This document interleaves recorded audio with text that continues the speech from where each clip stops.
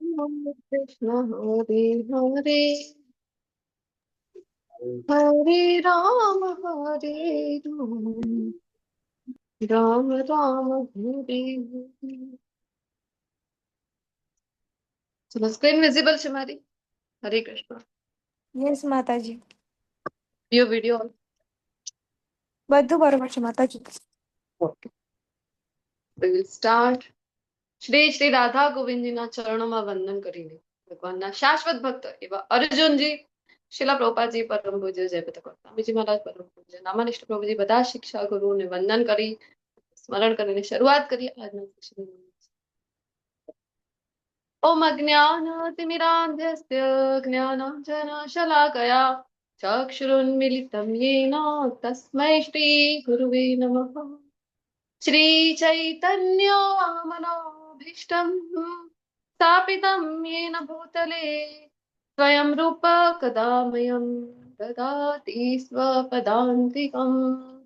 वन्देऽहं श्रीगुरो श्रीयुतपदकमलं श्रीगुरून् वैष्णवांश श्रीरूपं साग्रजातं सगणरघुनाथान्वितं तं सजीवम् साद्वैतं सावधूतं परिजना सहितं श्रीकृष्ण चैतन्य देवं श्रीराधा कृष्ण पादान् सगण ललिता श्रीविशाखान्वितांश. हे कृष्ण करुणा सिंधो दीनबन्धो जगत्पते गोपेश गोपिका कांत राधाकांत नमोऽस्तु ते. तप्त कांचन गौरांगी श्रीराधे वृंदावनेश्वरी वृषभानुसुते देवी नमामि हरिप्रिये.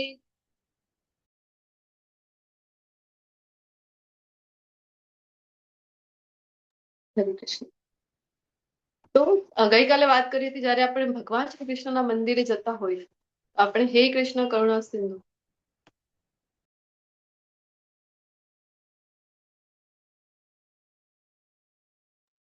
હે કૃષ્ણ કરુણા સિંધુ આ મંત્ર બોલીને આપણે ચરણ કમળથી સ્ટાર્ટ કરતા હોય દર્શન કરવા માટે. અને જ્યારે શ્રીમતી રાધારાણીના શ્રી વિગ્રહનું દર્શન કરીએ એ સમયે પણ ચરણ કમળથી શરૂઆત કરીને આ જે મંત્ર છે તપ્ત કાંચન ગૌરવ એ બોલવાનું છે. અને એવી રીતે આપણે શ્રીમતી રાધારાણીના દર્શન કરતા હોય છે. એનો અનુવાદ આપણે જોઈએ કે તપેલા સુવર્ણ સમાન દૈહિક કાંતિ ધરાવતા વૃંદાવનના મહારાણી શ્રીમતી રાધારાણી કોણ છે? તો વૃંદાવનેશ્વરી. ત્યાં એક જ સરકાર ચાલે છે. કોની સરકાર છે? તો શ્રીમતી રાધારાણીની. રાજા વૃષભાનુની પુત્રી તથા ભગવાન કૃષ્ણને જે અત્યંત પ્રિય એવા હે રાધારાણી હું આપને સાદર પ્રણામ કરું છું. વાંછા કલ્પતરુભ્યશ્ચ કૃપા સિંધુભ્યેવ ચ પતિતાનાં પાવનેભ્યો વૈષ્ણવેભ્યો નમો નમઃ. કે બધા વૈષ્ણવ માટે શું કહેવામાં આવેલું છે કે કલ્પવૃક્ષની જેમ સૌ કોઈની ઈચ્છાઓને પૂર્ણ કરી શકે તેવા અને પતિત જીવોને પાવન કરનારા અને કૃપાના સાગર જેવા સર્વ વૈષ્ણવ ભક્તોને હું દંડવત પ્રણામ કરું છું. તો વૈષ્ણવ એટલે જે ભગવાનના ભક્ત છે, ભગવાનને પ્રિય છે એવા ભક્તો કોઈ સાધારણ છે નહીં. એમની સરખામણી એમની જે ઉપમા આપેલી છે કઈ છે? તો કલ્પતરુ વૃક્ષ સાથે એમની સરખામણી કરવામાં આવેલી છે. કલ્પવૃક્ષ સમક્ષ આપણે જે કંઈ માંગીએ એ પ્રકટ થઈ જાય છે. તો એવી જ રીતે વૈષ્ણવો પાસે આપણે જો છીએ તો સાચા અર્થમાં જો એ વૈષ્ણવ છે, ભગવાનના ભક્ત છે, તો એમની પાસે પણ જઈને આધ્યાત્મિક જે કંઈ આપણે માંગીશું ને અરે કૃષ્ણ પણ માંગીશું ને તો એ આપણે બધા આપણને કરી શકીએ છીએ. એટલા માટે બધા વૈષ્ણવ વૃંદને अनंत कोटि वैष्णव वृंद की जय. शिला प्रभुपाद की जय. ग्रंथराज श्रीमद् भागवतम भगवत गीता की जय. सदगुरुदेव की जय. जय श्री कृष्ण चैतन्य प्रभु नित्यानंद श्री अद्वैत गदाधर श्रीवासादि गौर भक्त वृंद. तो હું શ્રી કૃષ્ણ ચૈતન્ય પ્રભુ નિત્યાનંદ શ્રી અદ્વૈત આચાર્ય ગદાધર પંડિત અને શ્રીવાસ વગેરે સર્વ ભક્તોને સાદર પ્રણામ કરું છું. તો પંચતત્વ મંત્ર તરીકે આ ઓળખાય છે. અને જ્યારે આપણે હરે કૃષ્ણ મહામંત્રની માળા કરીએ એના પહેલા આ પંચતત્વ મંત્ર કહેવામાં આવે છે. શું કામ? કારણ આજના અધ્યાયમાં જોઈશું આપણે એટ ધ એન્ડ કે જ્યારે જ્યારે જપ કરીએ ને તો કોઈ ને કોઈ અપરાધ આપણાથી થતું હોય છે. તો એ ટાળવા માટે આપણે આ પંચતત્વ મંત્ર બોલતા હોય છે. હરે કૃષ્ણ કૃષ્ણ કૃષ્ણ હરે હરે હરે રામ રામ હરે હરે. હરે કૃષ્ણ, વેલકમ. હરે કૃષ્ણ. મારું વોઇસ ઓડિબલ છે ને બધાને? હા માતાજી. અચ્છા, હરે તો કૃષ્ણ મારું માતાજી, દંડવત પ્રણામ. માતાજી હરે બધું કૃષ્ણ. કમ્પ્લીટ છે. હરે કૃષ્ણ જી, માતાજી, દંડવત ધન્યવાદ. પ્રણામ. હા માતાજી. કંઈક બોલો તો ખબર પડે આવાજ આવી રહી છે કે નહીં. ધાર્મીજી, આરતી ભોઈજી, આનંદ સાગર પ્રભુજી, હરા પ્રિયાજી, વિક્રમી કૃષ્ણ પ્રભુજી. મારી હરે કૃષ્ણ રામ રામ હરે રામ રામ રામ. જોડાઈ ગઈ છે અને જે શ્રી શ્રી રાધા ગોવિંદજીના ચરણમાં પોતાની સેવા આપવા માટે તત્પર છે. તો વેલકમ. બાકી બધા તમે પાર્ટિસિપેન્ટ્સ, રાજેન્દ્ર શુક્લાજી, ગોમી આહિરજી, ઘણા દિવસથી ગોમીજી પણ અહીંયા દેખાઈ રહ્યા છે, અવનીજી, ચેતનાજી, રાજેન્દ્ર પઢારિયાજી, હર્ષાજી, કિંજલ જેઠવાજી, હરે કૃષ્ણ માતાજી. હરે કૃષ્ણ, રાજેન્દ્ર શુક્લાજી, સોનલ દુધેરિયાજી, દુધરેજીયાજી અને સ્વર્ણાંગી હેમા માતાજી. ઓકે, તૃપ્તિજી. હા, વેલકમ. તમારા બધાનું હૃદયપૂર્વક સ્વાગત છે શ્રી શ્રી રાધા ગોવિંદ ટેમ્પલ ઇસ્કોન કુલાઈ મેંગ્લોરના વતીથી જે જ્ઞાન યજ્ઞની આપણે શરૂઆત કરી છે. અને એમાં આપણે આજે મોડ્યુલ 1 ના અંતમાં, એટલે કે આપણે જોયું હતું ડે 1 માં કે 6 એમ 3 ભાગોમાં જે ભગવદ ગીતાને વિભક્ત કરવામાં આવે તો પહેલો મોડ્યુલ થઈ જાય છે કર્મયોગના 6 ચેપ્ટર, 6 અધ્યાય. તો એમાંથી આપણે જે છઠ્ઠો અધ્યાય છે એટલે કે ધ્યાન યોગ, એના તરફ આજે આગળ વધી રહ્યા છે. અને આજના સેશન સાથે first module of Bhagavad Gita આપણે કમ્પ્લીટ કરવા જઈ રહ્યા છીએ. આવતીકાલથી ખૂબ જ ઇમ્પોર્ટન્ટ સારરૂપી જે ભક્તિ યોગના અધ્યાય છે એની શરૂઆત કરવા જઈશું. તો બધાને વિનંતી છે સમયસર પધારવા અને બિલકુલ પણ ભક્તિ યોગના અધ્યાયોને મિસ કરવા જોઈએ નહીં. કારણ કે ભગવદ ગીતા, આખા ભગવદ ગીતાનો અહીંયા સાર આપવામાં આવેલો છે. આજના અધ્યાયની શરૂઆત કરીએ તો ભગવાને ભગવદ ગીતામાં બધું જ જ્ઞાન આપેલું છે. કોઈ પણ વિષય એવું નથી આપણે કહી શકાય કે આ વિષય અહીંયા રહી ગયું છે. જે પણ ઇમ્પોર્ટન્ટ વિષય છે બધા વિશે આપણા મનમાં કોઈ પણ કન્ફ્યુઝન ના રહે એટલા માટે અર્જુનજી પણ એ રીતના પૃચ્છા કરે છે. અને કોઈ કોઈ જગ્યાએ જ્યાં અર્જુનજી હજી પૂછી નથી રહ્યા તો પણ ભગવાન છે એ જ્ઞાન આપવાની શરૂઆત કરી છે. આજના અધ્યાયની શરૂઆત કરીએ. ધ્યાન યોગ. તો યોગ શબ્દ સાથે આ જોડાયેલો છે. સૌથી પહેલા તમારા માટે એક પ્રશ્ન છે, કોણ કોણ તમારા યોગ કરે છે બોલો? અથવા આપણે કહીએ અત્યારની ભાષામાં આપણે એને યોગા કરી નાખ્યું છે. યોગા પ્રેક્ટિસ કોઈ કરે છે? હું કરું છું મેડમ માતાજી. હા જી, પ્રભુજી કહી રહ્યા છે. ઓકે, અવનીજી હેન્ડ રેસ કરે છે. હા, હું પણ કરું છું યોગા એન્ડ યોગ બે. હરી બોલ, ખૂબ સરસ. સ્વર્ણાંગીજી પણ હેન્ડ રેસ કરી રહ્યા છે. ઓકે, મારું પણ હેન્ડ રેસ કરી દઉં. હું પણ કરતી હોઉં છું, રેગ્યુલર બેઝ પર નહીં પણ ટ્રાય કરું છું કરવા માટે. તો યોગ છે, પ્રાણાયામ છે, આપણે કરતા હોય છે. શું કામ? અને જરૂરી છે, કરવા પણ જોઈએ. કારણ કે શરીર જે છે, આપણે ભણીશું આગળના અધ્યાયોમાં, શરીર જે છે એ આપણી પાસે સાધન છે.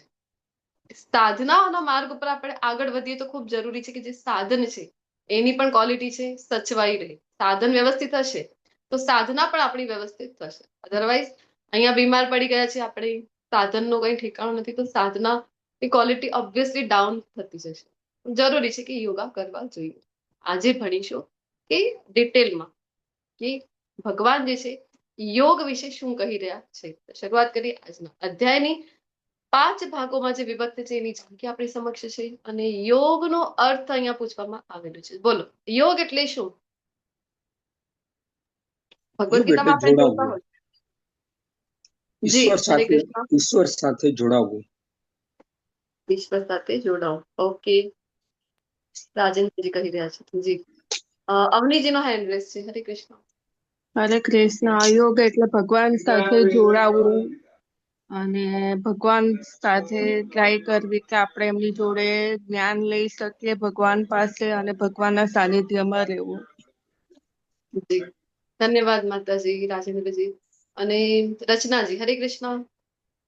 હરે કૃષ્ણ માતાજી. યોગ એટલે ધ્યાનમાં લેવું.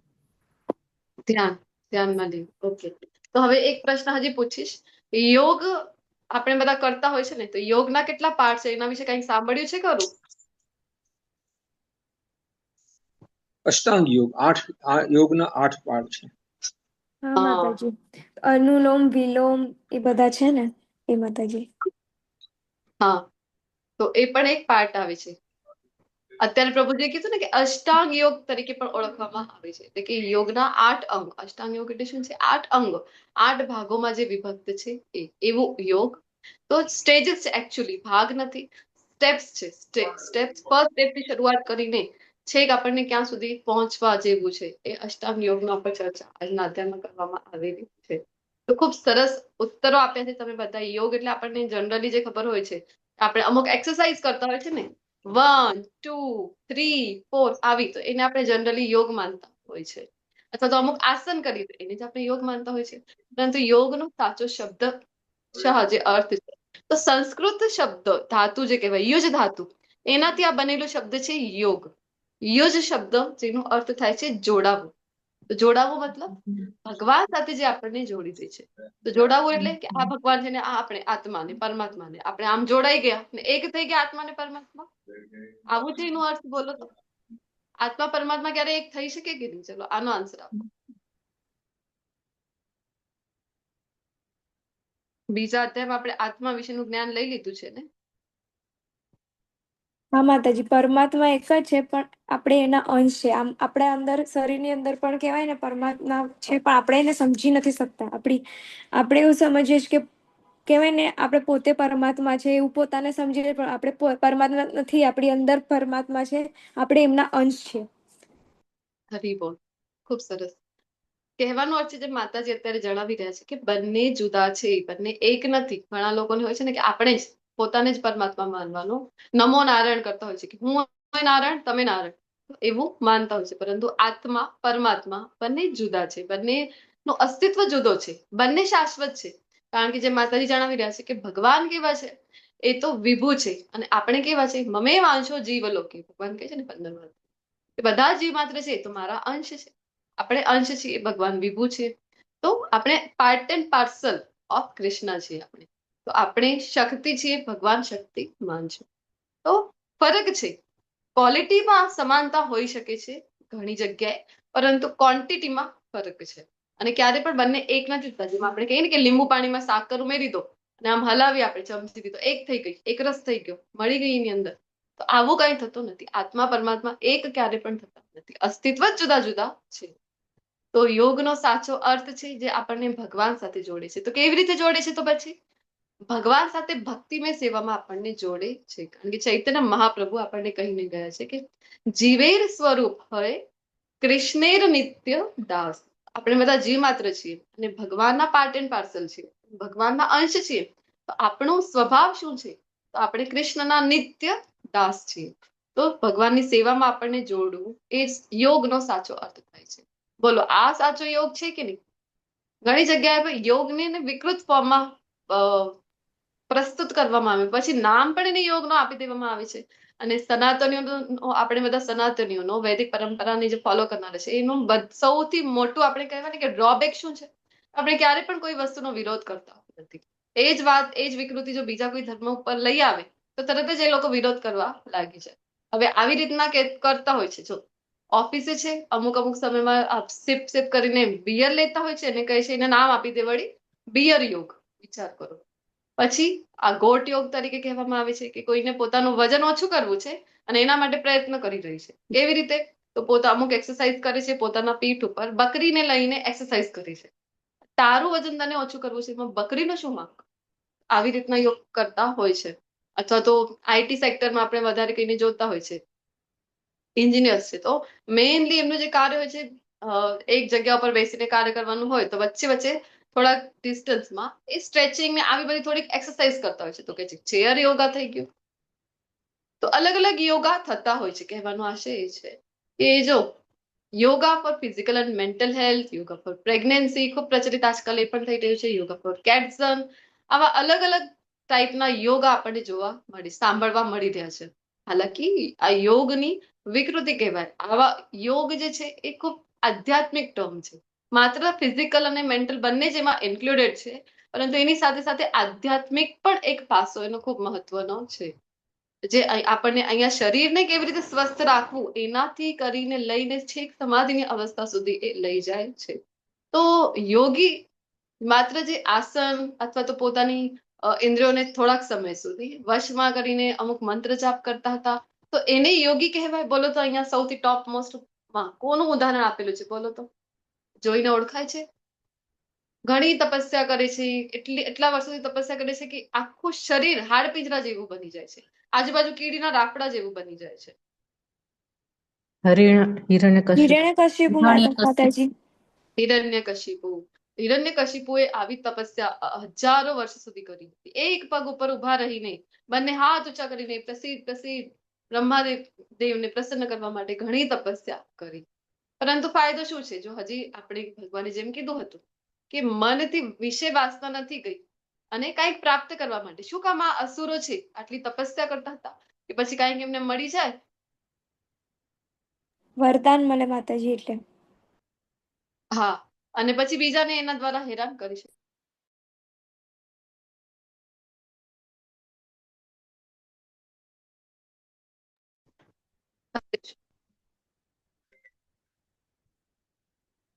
તો આવી રીતે તપસ્યાથી વરદાન મેળવી લે છે ને પછી બધાને હેરાન કરતા હોય છે. તો આને યોગી કહેવાય? બોલો, આ છે યોગ?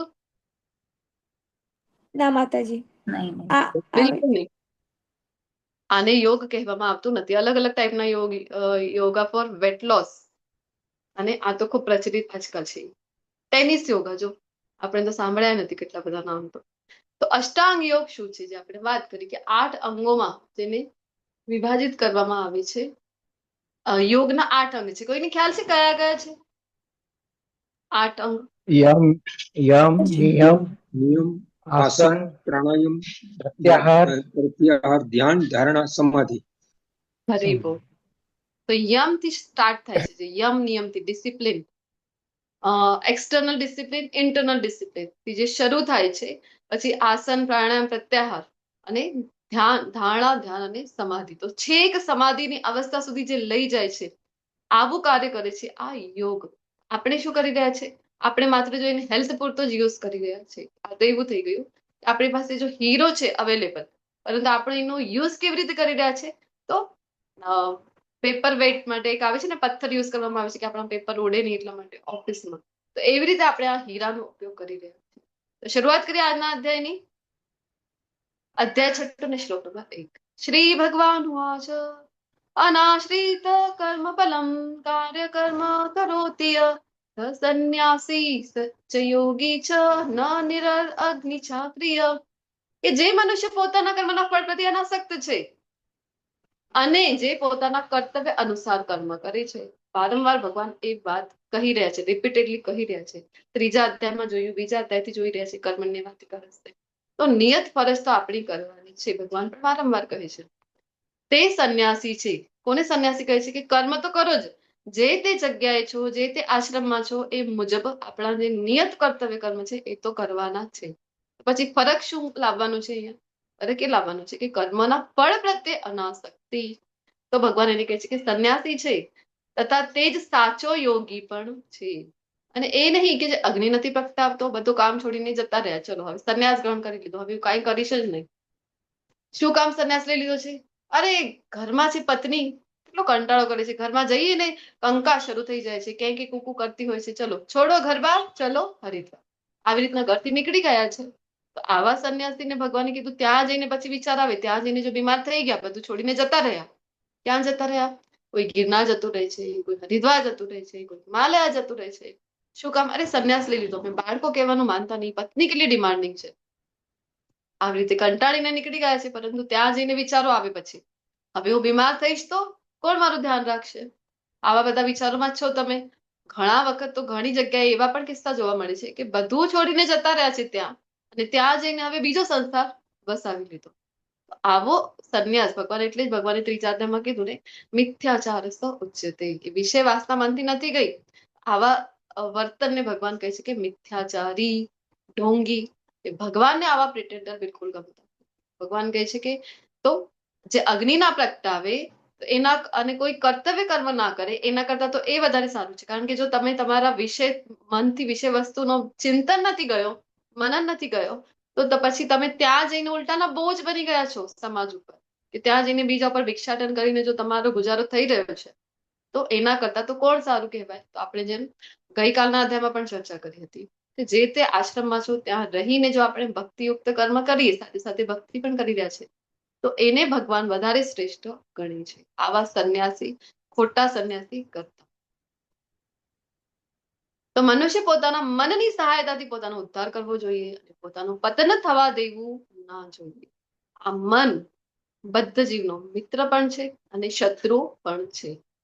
આપણને લાગે ને કે આ મારો મિત્ર છે, ખૂબ હેલ્પફુલ છે, જ્યારે મને જરૂર પડે ને ત્યારે મારી સહાયતા કરે, અથવા તો આ જે વ્યક્તિ છે ને, અરે આ તો શત્રુ છે મારો, જોઈ જ નથી શકતો મારું કઈ સારું થાય તો ખૂબ જેલસ છે મારાથી. આવી રીતે આપણે શોધતા હોય છે બહાર, પણ વાસ્તવમાં જે આપણી અંદર છે ને આ મન, આ જ આપણો સાચો મિત્ર અથવા તો શત્રુ છે. સૌથી ઇમ્પોર્ટન્ટ તો આ છે. આને સાચવી લઈએ, આને વશમાં કરી લઈએ, તો આખો જગત આપણા વશમાં આવી શકે છે. એટલો પાવરફુલ, સૌથી પાવરફુલ જે ઇન્દ્રિય છે, આમ આપણે 5 જ્ઞાનેન્દ્રિય કહેતા હોય છે. ભગવદ્ ગીતામાં ભગવાન 15મા અધ્યાયમાં કહે છે કે મન ષષ્ટાની ઇન્દ્રિયાણી.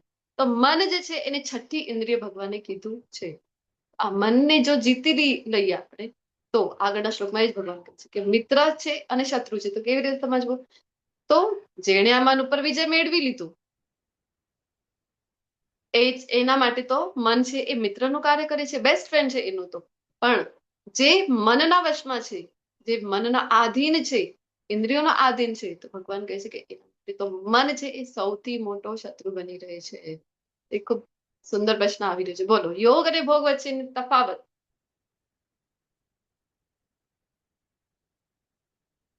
હરે કૃષ્ણ. યોગ એટલે શું ને ભોગ એટલે શું?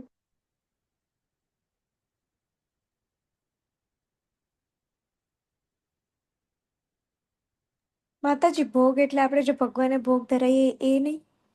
નહીં નહીં નહીં, એ વાત નથી થઈ રહી. પોતાના યોગ એટલે એફર્ટ્સ આપવા યુનિયન. એ માતાજી ભોગ એટલે પોતે સેવા કરવી ભગવાનની. ભગવાનની સેવા નહીં, ભોગ એટલે ભગવાનની સેવા નહીં આવે એમાં. જય શ્રી માતાજી નરેન્દ્ર. હા, જય શ્રીજી. હરે કૃષ્ણ. ઘણા દિવસે જય શ્રીજીના પણ દર્શન થઈ રહ્યા છે. હરે કૃષ્ણ માતાજી, કેમ છો? હરી બોલ. શ્રી શ્રી રાધા ગોવિંદની કૃપા છે.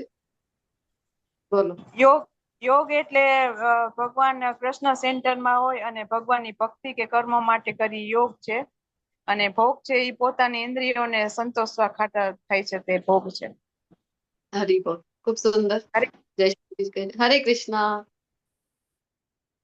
જેમ જય શ્રીજી જણાવ્યું, ભોગ એટલે પોતાની ઇન્દ્રિય તૃપ્તિ, મારી પ્રસન્નતા, હું મને અને મારું, આઈ મી માય સેલ્ફ. બસ એ જે આપણે વિચારીએ કે મારી ઇન્દ્રિય તૃપ્તિ કેવી રીતે થશે, તો આ છે ભોગ જે આપણે જનરલી આપણે કરતા હોય છે.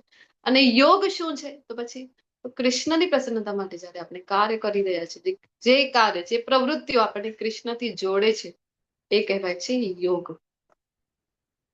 તો જેણે મનને જીત્યું છે તેને માટે તો પરમાત્મા પ્રાપ્ત થયેલા છે, કારણ કે તેણે શાંતિ પ્રાપ્ત કરેલી છે.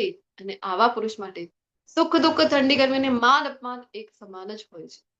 પછી એને ફરક નથી પડતું. ક્યારે ફરક ના પડે? આપણે તો થોડુંક થોડુંક નવરાત્રીમાં આપણે જોયું, નવરાત્રીમાં આપણે સરસ મજાના તૈયાર થઈ ગયા અને ગરબા રમવા માટે જઈ રહ્યા હતા, અને આવી ગઈ વરસાદ, તો તરત જ આપણો તો ગુસ્સો આપણને આવી જાય છે. કારણ કે આપણું મન આપણા વશમાં હજી છે નહીં, આપણે મનના વશમાં છે. તો તરત જ આ ઠંડી ગરમી થઈ ગઈ, વરસાદ છે, તાળ તડકો છે, કાંઈક પણ ચેન્જીસ થઈ જાય નાના મોટા, આપણા હાથમાં તો જે વસ્તુ છે જ નહીં, એ વસ્તુને પણ લઈને આપણે આટલા વિચલિત થઈ જઈએ છીએ. સુખ દુઃખ તરત જ કોઈ એવું કહી દે, કારણ કે આપણું જે રિમોટ કંટ્રોલ છે એ આપણે બીજા બધાના હાથમાં આપી દીધું છે. એ ડિસાઈડ કરી શકે છે કે આપણે સુખી થઈશું કે દુઃખી થઈશું. એ બટન ક્લિક કરે, એની જો આપણી મજા લેવી હોય, આપણે ગુસ્સો અપાવવું હોય, તો બસ 2 શબ્દ એવા કહી દે ને તરત જ આપણો પારો છે એ ચડી જાય છે. આપણે તો એ કેટેગરીમાં આવીએ. પરંતુ ભગવાન અહીંયા કહી રહ્યા છે કે મનને જીત્યું છે કેવી રીતે ઓળખાવાય? તો સુખ દુઃખમાં સમાન છે, ઠંડી ગરમીમાં સમાન છે, અરે માન અપમાનમાં પણ સમાન છે. આપણે તો કોઈ થોડું કઈ કહી દે તો તરત જ આપણે તો સટકી જાય પારું. બીજી વખત તો જાઉં નહીં એની ત્યાં તો હું. તો જયારે આપણને ચૈતન્ય મહાપ્રભુ શું શીખડાવે છે માન અપમાનમાં કેવું રહેવું જોઈએ? માનની તો કામના જ નથી કરવાની, અમાની ના માન દેનો એવું કહી રહ્યા છે. માનની તો આશા રાખવાની નથી, ઉલટાનું જે બીજા લોકો છે એ બધાને આપણે માન આપવાનું છે. જે આપણું અપમાન કરી રહ્યા છે એમને પણ તમે સન્માન આપો. અને કીર્તનીય સદા હરિ, સદા આપણા મુખ પર શ્રી હરિનું ભગવાનનું નામ જપ છે એ રહેવું જોઈએ. ચૈતન્ય મહાપ્રભુ આપણે શીખવાડે છે. તો કહી રહ્યા છે કે મનને જીત્યું તો પરમાત્મા પ્રાપ્ત થયેલા છે. એને કેવી રીતે સમજવું? કારણ કે જો ભગવાનની કૃપા હોય ને તો જ મન છે એ આપણું વશમાં આવી શકે છે. ખૂબ અઘરું છે મનને વશમાં કરવું, આગળ આપણે જોઈશું. તો જો મન કોઈનો વશમાં છે ને તો માની લો કે પરમાત્માને પ્રાપ્ત જ થયેલા છે. કારણ કે ભગવાનની એટલી કૃપા થઈ છે ત્યારે જ તો એના મન છે એના વશમાં આવી ગયું છે.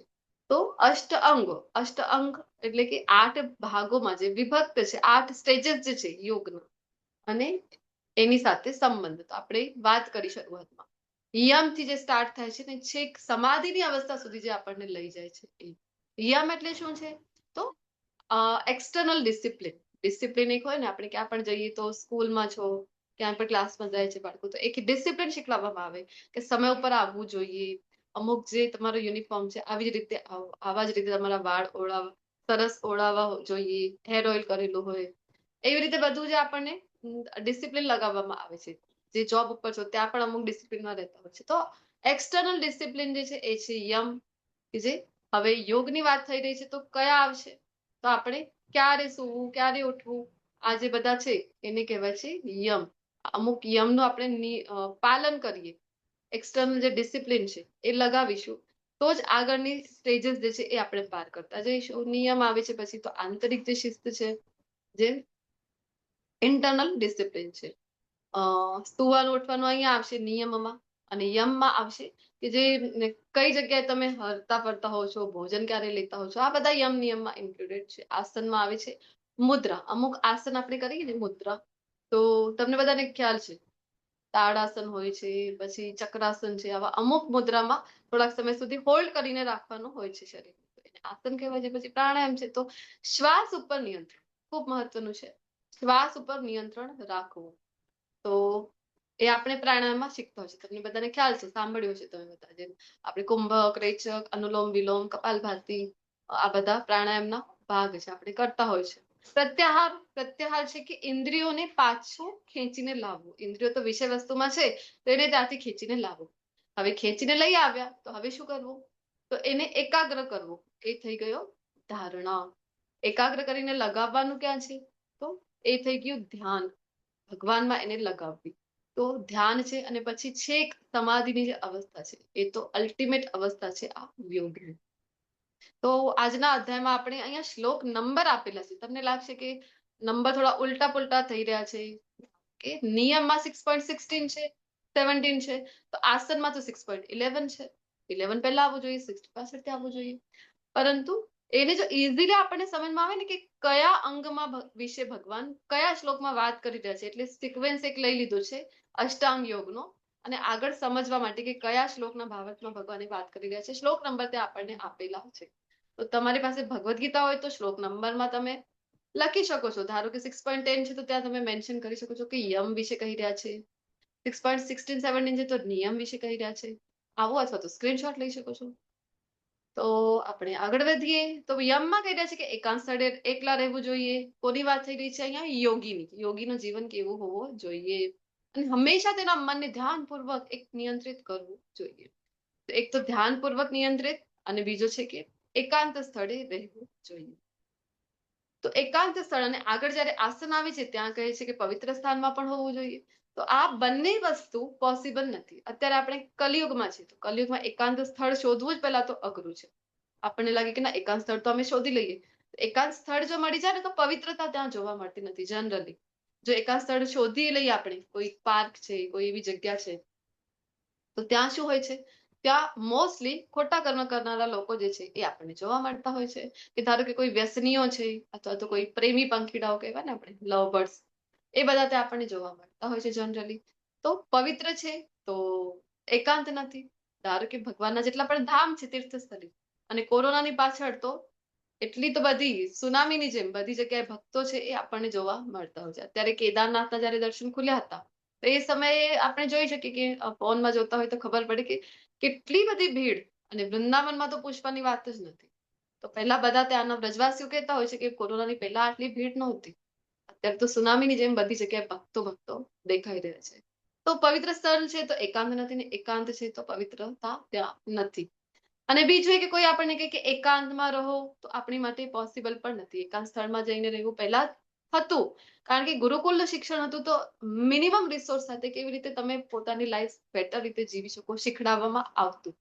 અત્યારની વાત કરી તો પોસિબલ નથી. અને આ વનમાં જવાની એ તો છોડી દો, ઘરમાં કોઈ તમને કહી દે ને, હું તમને કહી દઉં, ચલો તમારે તમારા ઘરમાં કમ્ફર્ટ ઝોનમાં એક રૂમમાં તમે બેસો, એકાંતમાં કેટલા કલાક બેસી શકો? તમે કહીશું કે અરે અમને એ જ તો જોઈએ છે, એકાંત સ્થળ, કોઈ ડિસ્ટર્બ ના કરે, બસ આખો દિવસ અમે મોબાઈલ જોયા કરીએ, કોઈ અમને ડિસ્ટર્બ. ના ના, તો એ વાત નથી થઈ રહી. અહીંયા તમારી પાસે કોઈ ગેજેટ નહીં આપવામાં આવે, નો ઇન્ટરનેટ કનેક્શન, ટીવી નથી તમારી પાસે, મોબાઈલ નથી, એન્ટરટેનમેન્ટનો કોઈ સાધન નથી. અને હવે મને કહો કે તમે કેટલી વાર સુધી પોતાની કંપની એન્જોય કરીને રહી શકો છો? વાસ્તવિકતા તો એ છે, આપણે આપણી પોતાની જ કંપનીમાં વધારે સમય રહી શકીએ. ડિપ્રેશન જેવું આપણને થવા આવી જાય છે. કોઈક ને કોઈક તો વાત કરવા જોઈએ આપણને, અથવા કોઈ ના હોય તો ફોન તો જોઈએ જ, એવી આપણી પરિસ્થિતિ થઈ ગઈ છે. કારણ કે આપણે અત્યારે પોતાની સાથે, આપણે કહીએ ને કે આત્મચિંતન, આ બધી જે વસ્તુઓ છે, આ બધાથી તો આપણે ઘણા દૂર નીકળી ગયા છીએ ગેજેટ્સની દુનિયામાં. તો યમ આપણી માટે પોસિબલ નથી. પછી જઈએ નિયમમાં. તો નિયમમાં જે છે કે અતિશય આહાર લે છે અથવા તો બિલકુલ આહાર નથી લેતો, તો એ યોગી બનવા માટે યોગ્ય નથી. ભગવાન નિયમ અહીંયા આપી રહ્યા છે. આહાર પૂરતા પ્રમાણમાં લેવું જોઈએ. અતિશય લો તો ઊંઘ આવી જશે, ઓછું લો તો અશક્તિ આવી જશે. તો કેવી રીતે તમે યોગની જે પ્રક્રિયા છે એમાં આગળ વધશો? પછી કહે છે અતિશય ઊંઘે છે અથવા તો પૂરતી ઊંઘ નથી કરતો. પૂરતી ઊંઘ નથી કરતો તો આંખો સૂજી જાય, રેડ થઈ જાય, બટાટા જેવી થઈ જાય તમારી. અથવા તો તમે અતિશય ઊંઘો છો તો સુસ્તી છે, આળસ છે, તો તેને માટે યોગી થવાની શક્યતા નથી. ભગવદ ગીતા આપણને શીખડાવે છે પ્રેક્ટિકલી પણ કેવી રીતે લાઈફ ભૌતિક જગતમાં જીવવું જોઈએ.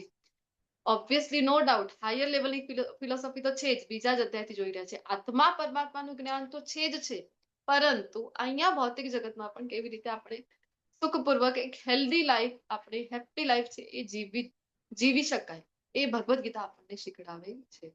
તો અહીંયા આપણને કહે છે મનુષ્ય આહાર, વિહાર, નિદ્રા તથા કાર્ય કરવાની આદતોમાં નિયમિત રહેવું જોઈએ. આપણે તો જો આહારનો એક નિયમ હોય છે, તમને બધાને ખ્યાલ છે. થોડાક વર્ષો પૂર્વે સુધી ગામમાં જાઓ, તમે ગામડાના જીવનને ઓબ્ઝર્વ કરો અથવા તો સાંભળો. મારા પપ્પા પોતે કહેતા કે ગામમાં, કચ્છના ગામમાં એ જયારે રહેતા હતા, એ સમયે ઇલેક્ટ્રિસિટી હજી આવી નહોતી. તો એ સમય તો 7 વાગ્યા સુધી તો મેક્સિમમ હતું કે તમે ક્યાં કોઈને મળી રહ્યા છો, ક્યાંક બહાર જઈ રહ્યા છો, 7 વાગ્યા સુધી તો બધા પોતપોતાની ઘરે આવી જ જાય, અને બસ જમીને સૂર્યાસ્તની પાછળ તો જમવાનું જ નહીં, એવું નિયમ જ હતું. 8 વાગ્યા સુધી તો બધા જ પોડી જતા હોય છે. તો એવું એક સાયન્ટિફિક લાઈફસ્ટાઈલ આપણે બધાએ સાંભળેલું છે કે નહીં? Early to bed, early to rise makes man healthy, wealthy and, બોલો આગળ શું છે? Healthy, wealthy and wise. તો હોશિયાર બનાવે છે. જલ્દી ઊંઘવું જોઈએ, જલ્દી ઉઠવું જોઈએ, સાંભળેલું તો છે. અને આપણે જે સદીમાં જીવી રહ્યા છે, એ સદીનું નામ પણ શું છે? વૈજ્ઞાનિક યુગ, સાયન્ટિફિક આ એરા આખું જે છે એ કહેવામાં આવે છે. પરંતુ આ દુઃખની વાત છે કે વૈજ્ઞાનિક જે યુગ છે એમાં રહીને આપણે પૂરો અનસાયન્ટિફિક લાઈફ છે એ જીવી રહી છે. જ્યારે પહેલાના જેમ હું વાત કરી રહી છું, આપણા જે પૂર્વજો છે એ લોકોએ વિજ્ઞાન આપણા જેમ ભણ્યું નહોતું, પરંતુ કહેવાય ને કે લાઈફ એમનું જે હતું, લાઈફસ્ટાઈલ જે હતું, એ પૂર્ણ વૈજ્ઞાનિક પદ્ધતિથી જીવતા, કે વૈદિક પદ્ધતિથી જીવતા. તો એ ખબર હતી કે સૂર્યાસ્તની પાછળ ભોજન લેવું જોઈએ નહીં. અત્યારે પણ ઘણા સમુદાયમાં આપણને જોવા મળે છે કે નથી લેતા સૂર્યાસ્તની પાછળ ભોજન. પણ ગુજરાતમાં જ મેં જોયું છે, મોરબીમાં, કે હોટેલ જ અમુક તો એવી ખુલી છે, નાઇટ લાઈફ જેવી હોટેલ જ ખુલી છે કે જે ખુલે જ છે રાત્રિનું. વિચાર કરો તમે, રાત્રિના 2 વાગે 3 વાગે તો લોકો જતા હોય છે ત્યાં ભોજન લેવા માટે. આવું હવે આપણે કહેવાય ને, ભુજમાં પણ જોયા છે, કચ્છમાં. તો આવા તો હોટેલ્સ ખોલી રહ્યા છે. તો કઈ બાજુ આપણે છે એ જઈ રહ્યા છે? આપણે લાગે છે ખૂબ પ્રગતિ કરી રહ્યા છે આપણે. અરે ભગવાન કહે છે કે આવા નિયમોનું પાલન કરવું આવશ્યક છે. વિહારનું જોઈએ આપણે તો કઈ જગ્યાએ જવું, કઈ જગ્યાએ ફરવું, એ પણ ખૂબ મહત્વનું હોય છે. જગ્યાનું, સ્થાનનું પણ ખૂબ મહત્વ આપણા ઉપર પડતું હોય છે. તો આવું કઈ વિચાર કરતા જ નથી. ક્યારે પણ આપણે નીકળતા હોય છે અને અમારા તો રિલેટિવ છે એ તો હસીને કહેતા હોય છે વળી કે અરે અમે તો નિશાચર પ્રાણી છીએ. તો કારણ કે રાત્રે જ એ તો ફરવા નીકળે, રાત્રે જ ચાય કોફી લેવા નીકળે, કહે છે એવું અમે તો નિશાચર છીએ. નિદ્રા તથા કાર્ય કરવાની આદત. હવે આપણે જે મુજબના કાર્ય અત્યારે કરી રહ્યા છીએ, મલ્ટીનેશનલ કંપનીમાં જે કાર્ય કરી રહ્યા છે એ લોકોનું જીવન જુઓ તો કેવું છે, ઉલટો ચાલી રહ્યું છે બધું. કારણ કે મલ્ટીનેશનલ કંપની છે તો અહીંયા રાત્રિ છે તો ત્યાં તો દિવસ છે. તો નાઇટ શિફ્ટમાં તમારે કામ કરવું પડે તો આપણા બોડીમાં એક હોય છે ને કે બાયો ક્લોક હોય છે, તો એ આખી ડિસ્ટર્બ થઈ જાય છે. આપણે દિવસમાં ઊંઘ લઈએ, રાત્રિના આપણે જાગી રહ્યા છે, આખી વોચને આપણે ક્લોકને ડિસ્ટર્બ કરી રહ્યા છીએ ને અલ્ટિમેટલી હેલ્થ ઉપર, આપણા મનસ્થિતિ ઉપર ખૂબ એનો વિપરીત પરિણામ જોવા મળે છે. તો નિયમ ફોલો કરવા ખૂબ જરૂરી છે. અને યમ નિયમમાં આગળ વધીશું તો આસન સુધી આવી શકીશું. આપણે તો ડાયરેક્ટ શું કરીએ છીએ, આ બધું પહેલાનું ગાયબ પછીનું ગાયબ, આપણે તો ડાયરેક્ટ આસન પ્રાણાયામ આ જ કરતા હોય છે યોગ એટલે જનરલી. એટલે એટલું એનું જે અલ્ટિમેટ લાભ છે આપણને મળતું નથી. હા, અમુક હેલ્થ આપણી સ્વસ્થ રહેવામાં અને થોડીક આદતો સુધારી રહ્યા છીએ, થોડાક આસન કરી રહ્યા છે તો ઓબ્વિયસલી એનું પરિણામ સ્વરૂપ હેલ્થ આપણી સારી રહે છે, પહેલા કરતા બેટર રહે છે. પરંતુ યોગનો જે અલ્ટિમેટ ગોલ છે એ પછી આપણે પ્રાપ્ત થતું નથી. તો યમ નિયમથી શરૂઆત થઈને આસન. આસન શું છે તો કુશાઘાસ, જમીન ઉપર પાથરવી. કુશાઘાસને એક પ્રકારની એવી સ્મેલ હતી કે જેના લીધે નાના નાના જીવજંતુ આવતા નથી. અને પછી તેને મૃગચર્મથી ઢાંકી ઉપર સુવાળું વસ્ત્ર પાથરવું. અચ્છા, મૃગચર્મ તો ભગવદ્ ગીતામાં હિંસાની વાત થઈ રહી છે. બોલો તો, વનમાં જાઓ, કોઈ મૃગને મારો અને એનું ચર્મ લઈને આવો, એવી વાત થઈ રહી છે અહીંયા. ભગવાન હિંસા માટે કહી રહ્યા છે. કેવી રીતે સમજવું બોલો?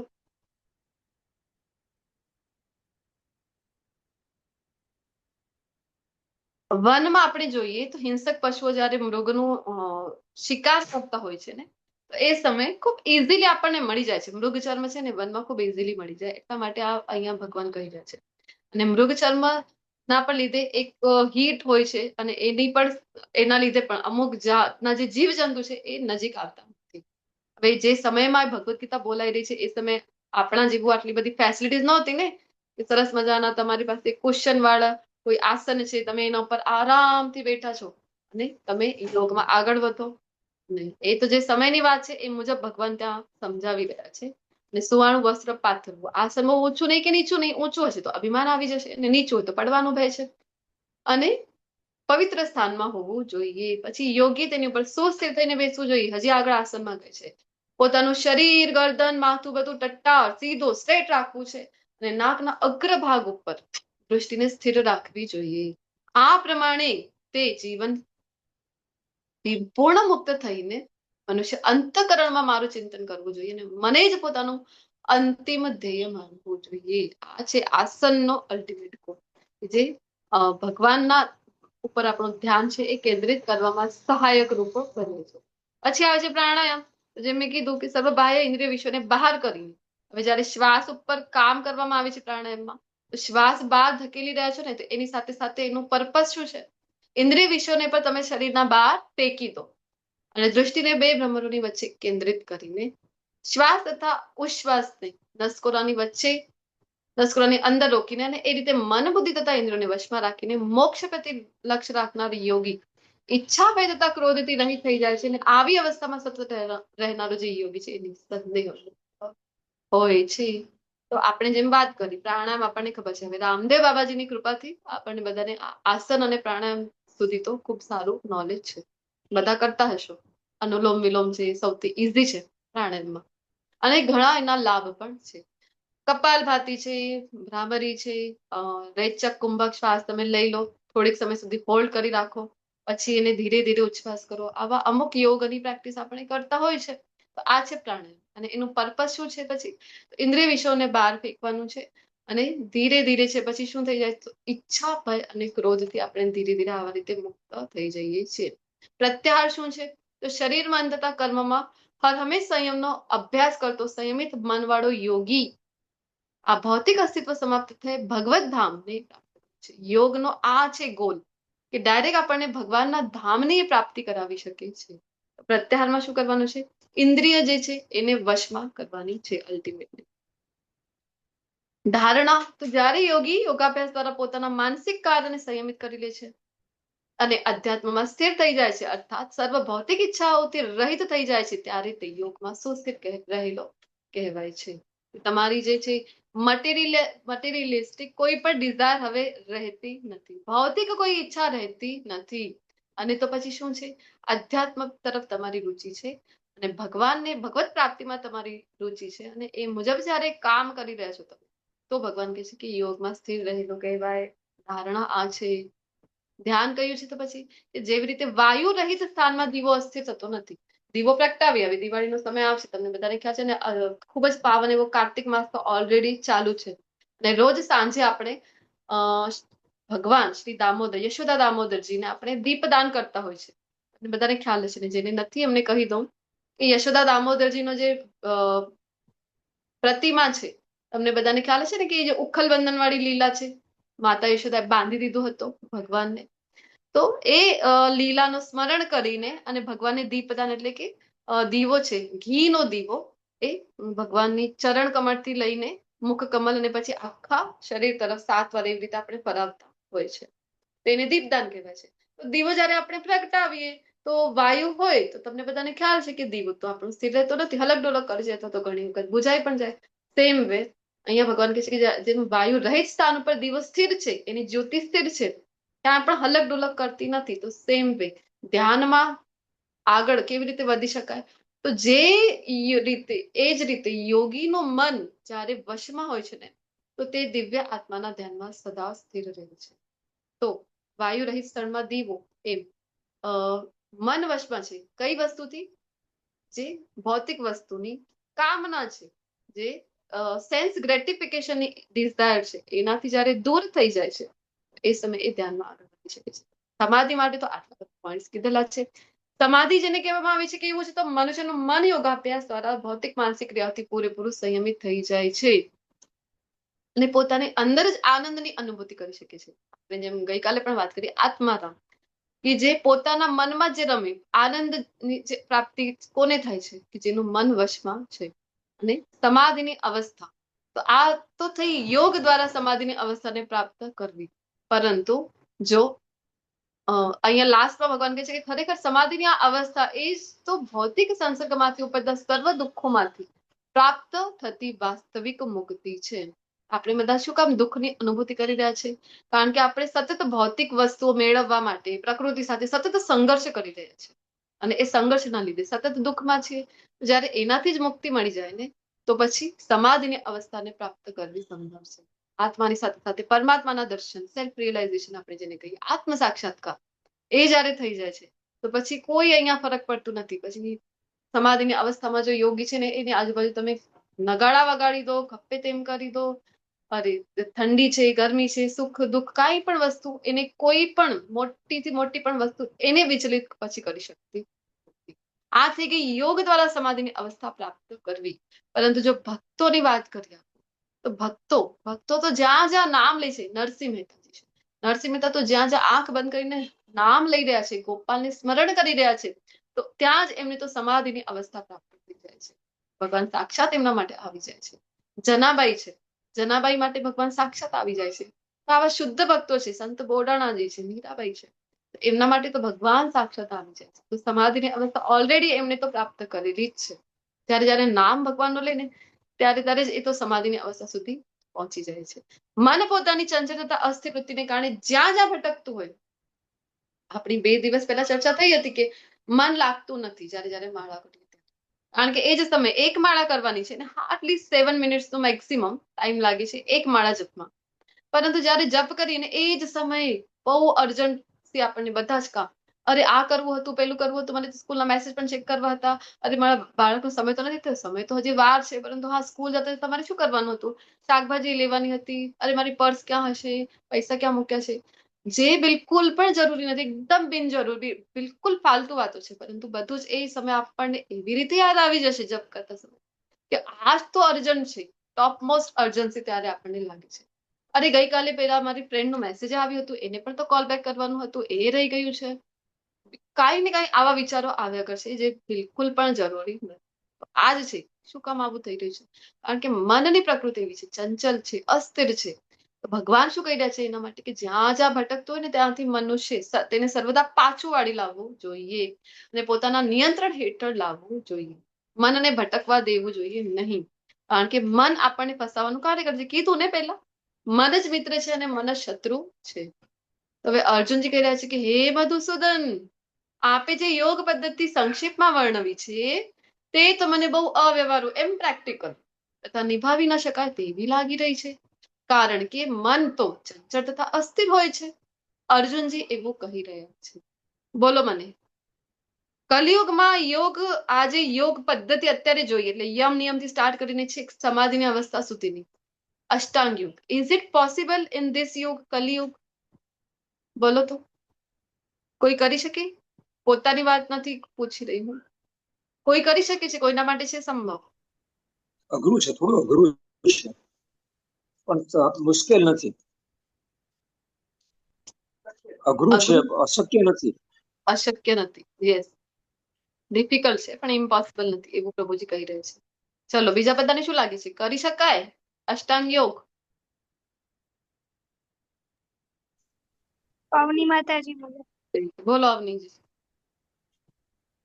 હા, એટલે સાધના વધારે કરે અને જે ભગવાનમાં લીન થઈ જાય તે જરૂર કરી શકે. મનની શક્તિ વધારવી જોઈએ.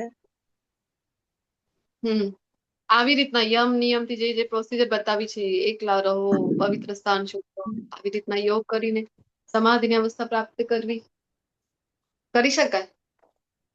હા, હા, મનની શક્તિ તમારા વધારવી મતો, જોઈએ. મનની શક્તિ વધારી તો કરી શકાય એવું માતાજીનું કહેવું છે. તો તમારા મતો આપવા બદલ ખૂબ ખૂબ આભારી છું. તો અહીંયા આપણે જોઈએ કે અર્જુનજી ના પાડી રહ્યા છે. અર્જુનજી કહે છે કે અરે એમ પ્રેક્ટિકલ છે. મધુસૂદન કહીને બોલાવી રહ્યા છે. મધુસૂદન શું કામ? મધુ નામના દૈત્યનું જયારે અસુર કર્યું છે તો કહે છે કે અરે મધુસૂદન છો, મધુ નામના દૈત્યનો અસર તમે સંહાર કર્યું છે. અને મારા મનમાં તો જો મને આજે તમે કહી રહ્યા છો એ વાત તો મને તો લાગતું નથી કે શક્ય છે આ તો જીવનમાં, તો બિલકુલ પ્રેક્ટિકલ લાગતી નથી. અર્જુનજીના જીવનના પ્રસંગો અહીંયા આપવામાં આવેલા છે, જેના દ્વારા ખબર પડે છે કે અર્જુનજીનો મન, અર્જુનજીનો કોન્સન્ટ્રેશન નો લેવલ શું છે. તો બોલો, પહેલી જે ઘટના છે એ કઈ છે? ઘટનાના નામ બોલો, પ્રસંગના નામ બોલો. કયો પ્રસંગ છે અર્જુનજીના જીવનનું? ઉડતા પક્ષીની આંખ ઉપર નિશાની હતી. નાના હતા, ગુરુકુલમાં ભણતા હતા ત્યારે દ્રોણાચાર્ય, ગુરુ દ્રોણાચાર્ય કહે છે ને કે શું દેખાય છે, બધાને પૂછે છે અને માત્ર અર્જુનજીને નિશાનો સાધવા માટે કહે છે. શું કામ? કારણ કે બધાને તો કોઈને ઝાડ દેખાય છે, કોઈને ઝાડના પાંદડા, આકાશ દેખાય છે, અરે પક્ષીનો પગ દેખાઈ રહ્યો છે મને તો. આવા આન્સર બધા આપી રહ્યા હતા. ત્યારે અર્જુનજી માત્ર એકમાત્ર હતા જે કહે છે મને તો માત્ર પક્ષીની આંખ દેખાઈ રહી છે. ત્યારે એમને ગુરુ કહે છે કે હવે નિશાનો સાધો, જેના દ્વારા ખબર પડે છે કે એમનું કોન્સન્ટ્રેશન, એમનો ગોલ છે એ ફિક્સ છે. ક્યારે હોય? મન તમારો વશમાં હોય ને ત્યારે જ આવું ફોકસ, આવું કોન્સન્ટ્રેશન તમને પ્રાપ્ત થાય છે. બીજી કઈ ઘટના છે બોલો? દ્રૌપદી સ્વયંવરમાં દ્રૌપદીજીની નીચે સ્વયંવર. જી,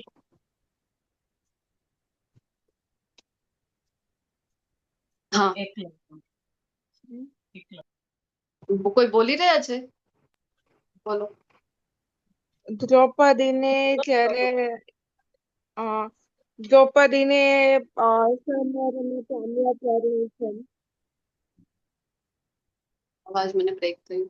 નીચે તેલનું પાત્ર રાખેલું છે, ઉપર માછલી ટંગાવેલી છે અને માછલી પણ એવી રીતના સેટ કરેલી છે કે સતત ગોલ ફરે છે અને નીચે પ્રતિબિંબ જોઈને ધનુષ્ય બાણથી એ ફરતી માછલીની આંખ વીંધવાની છે.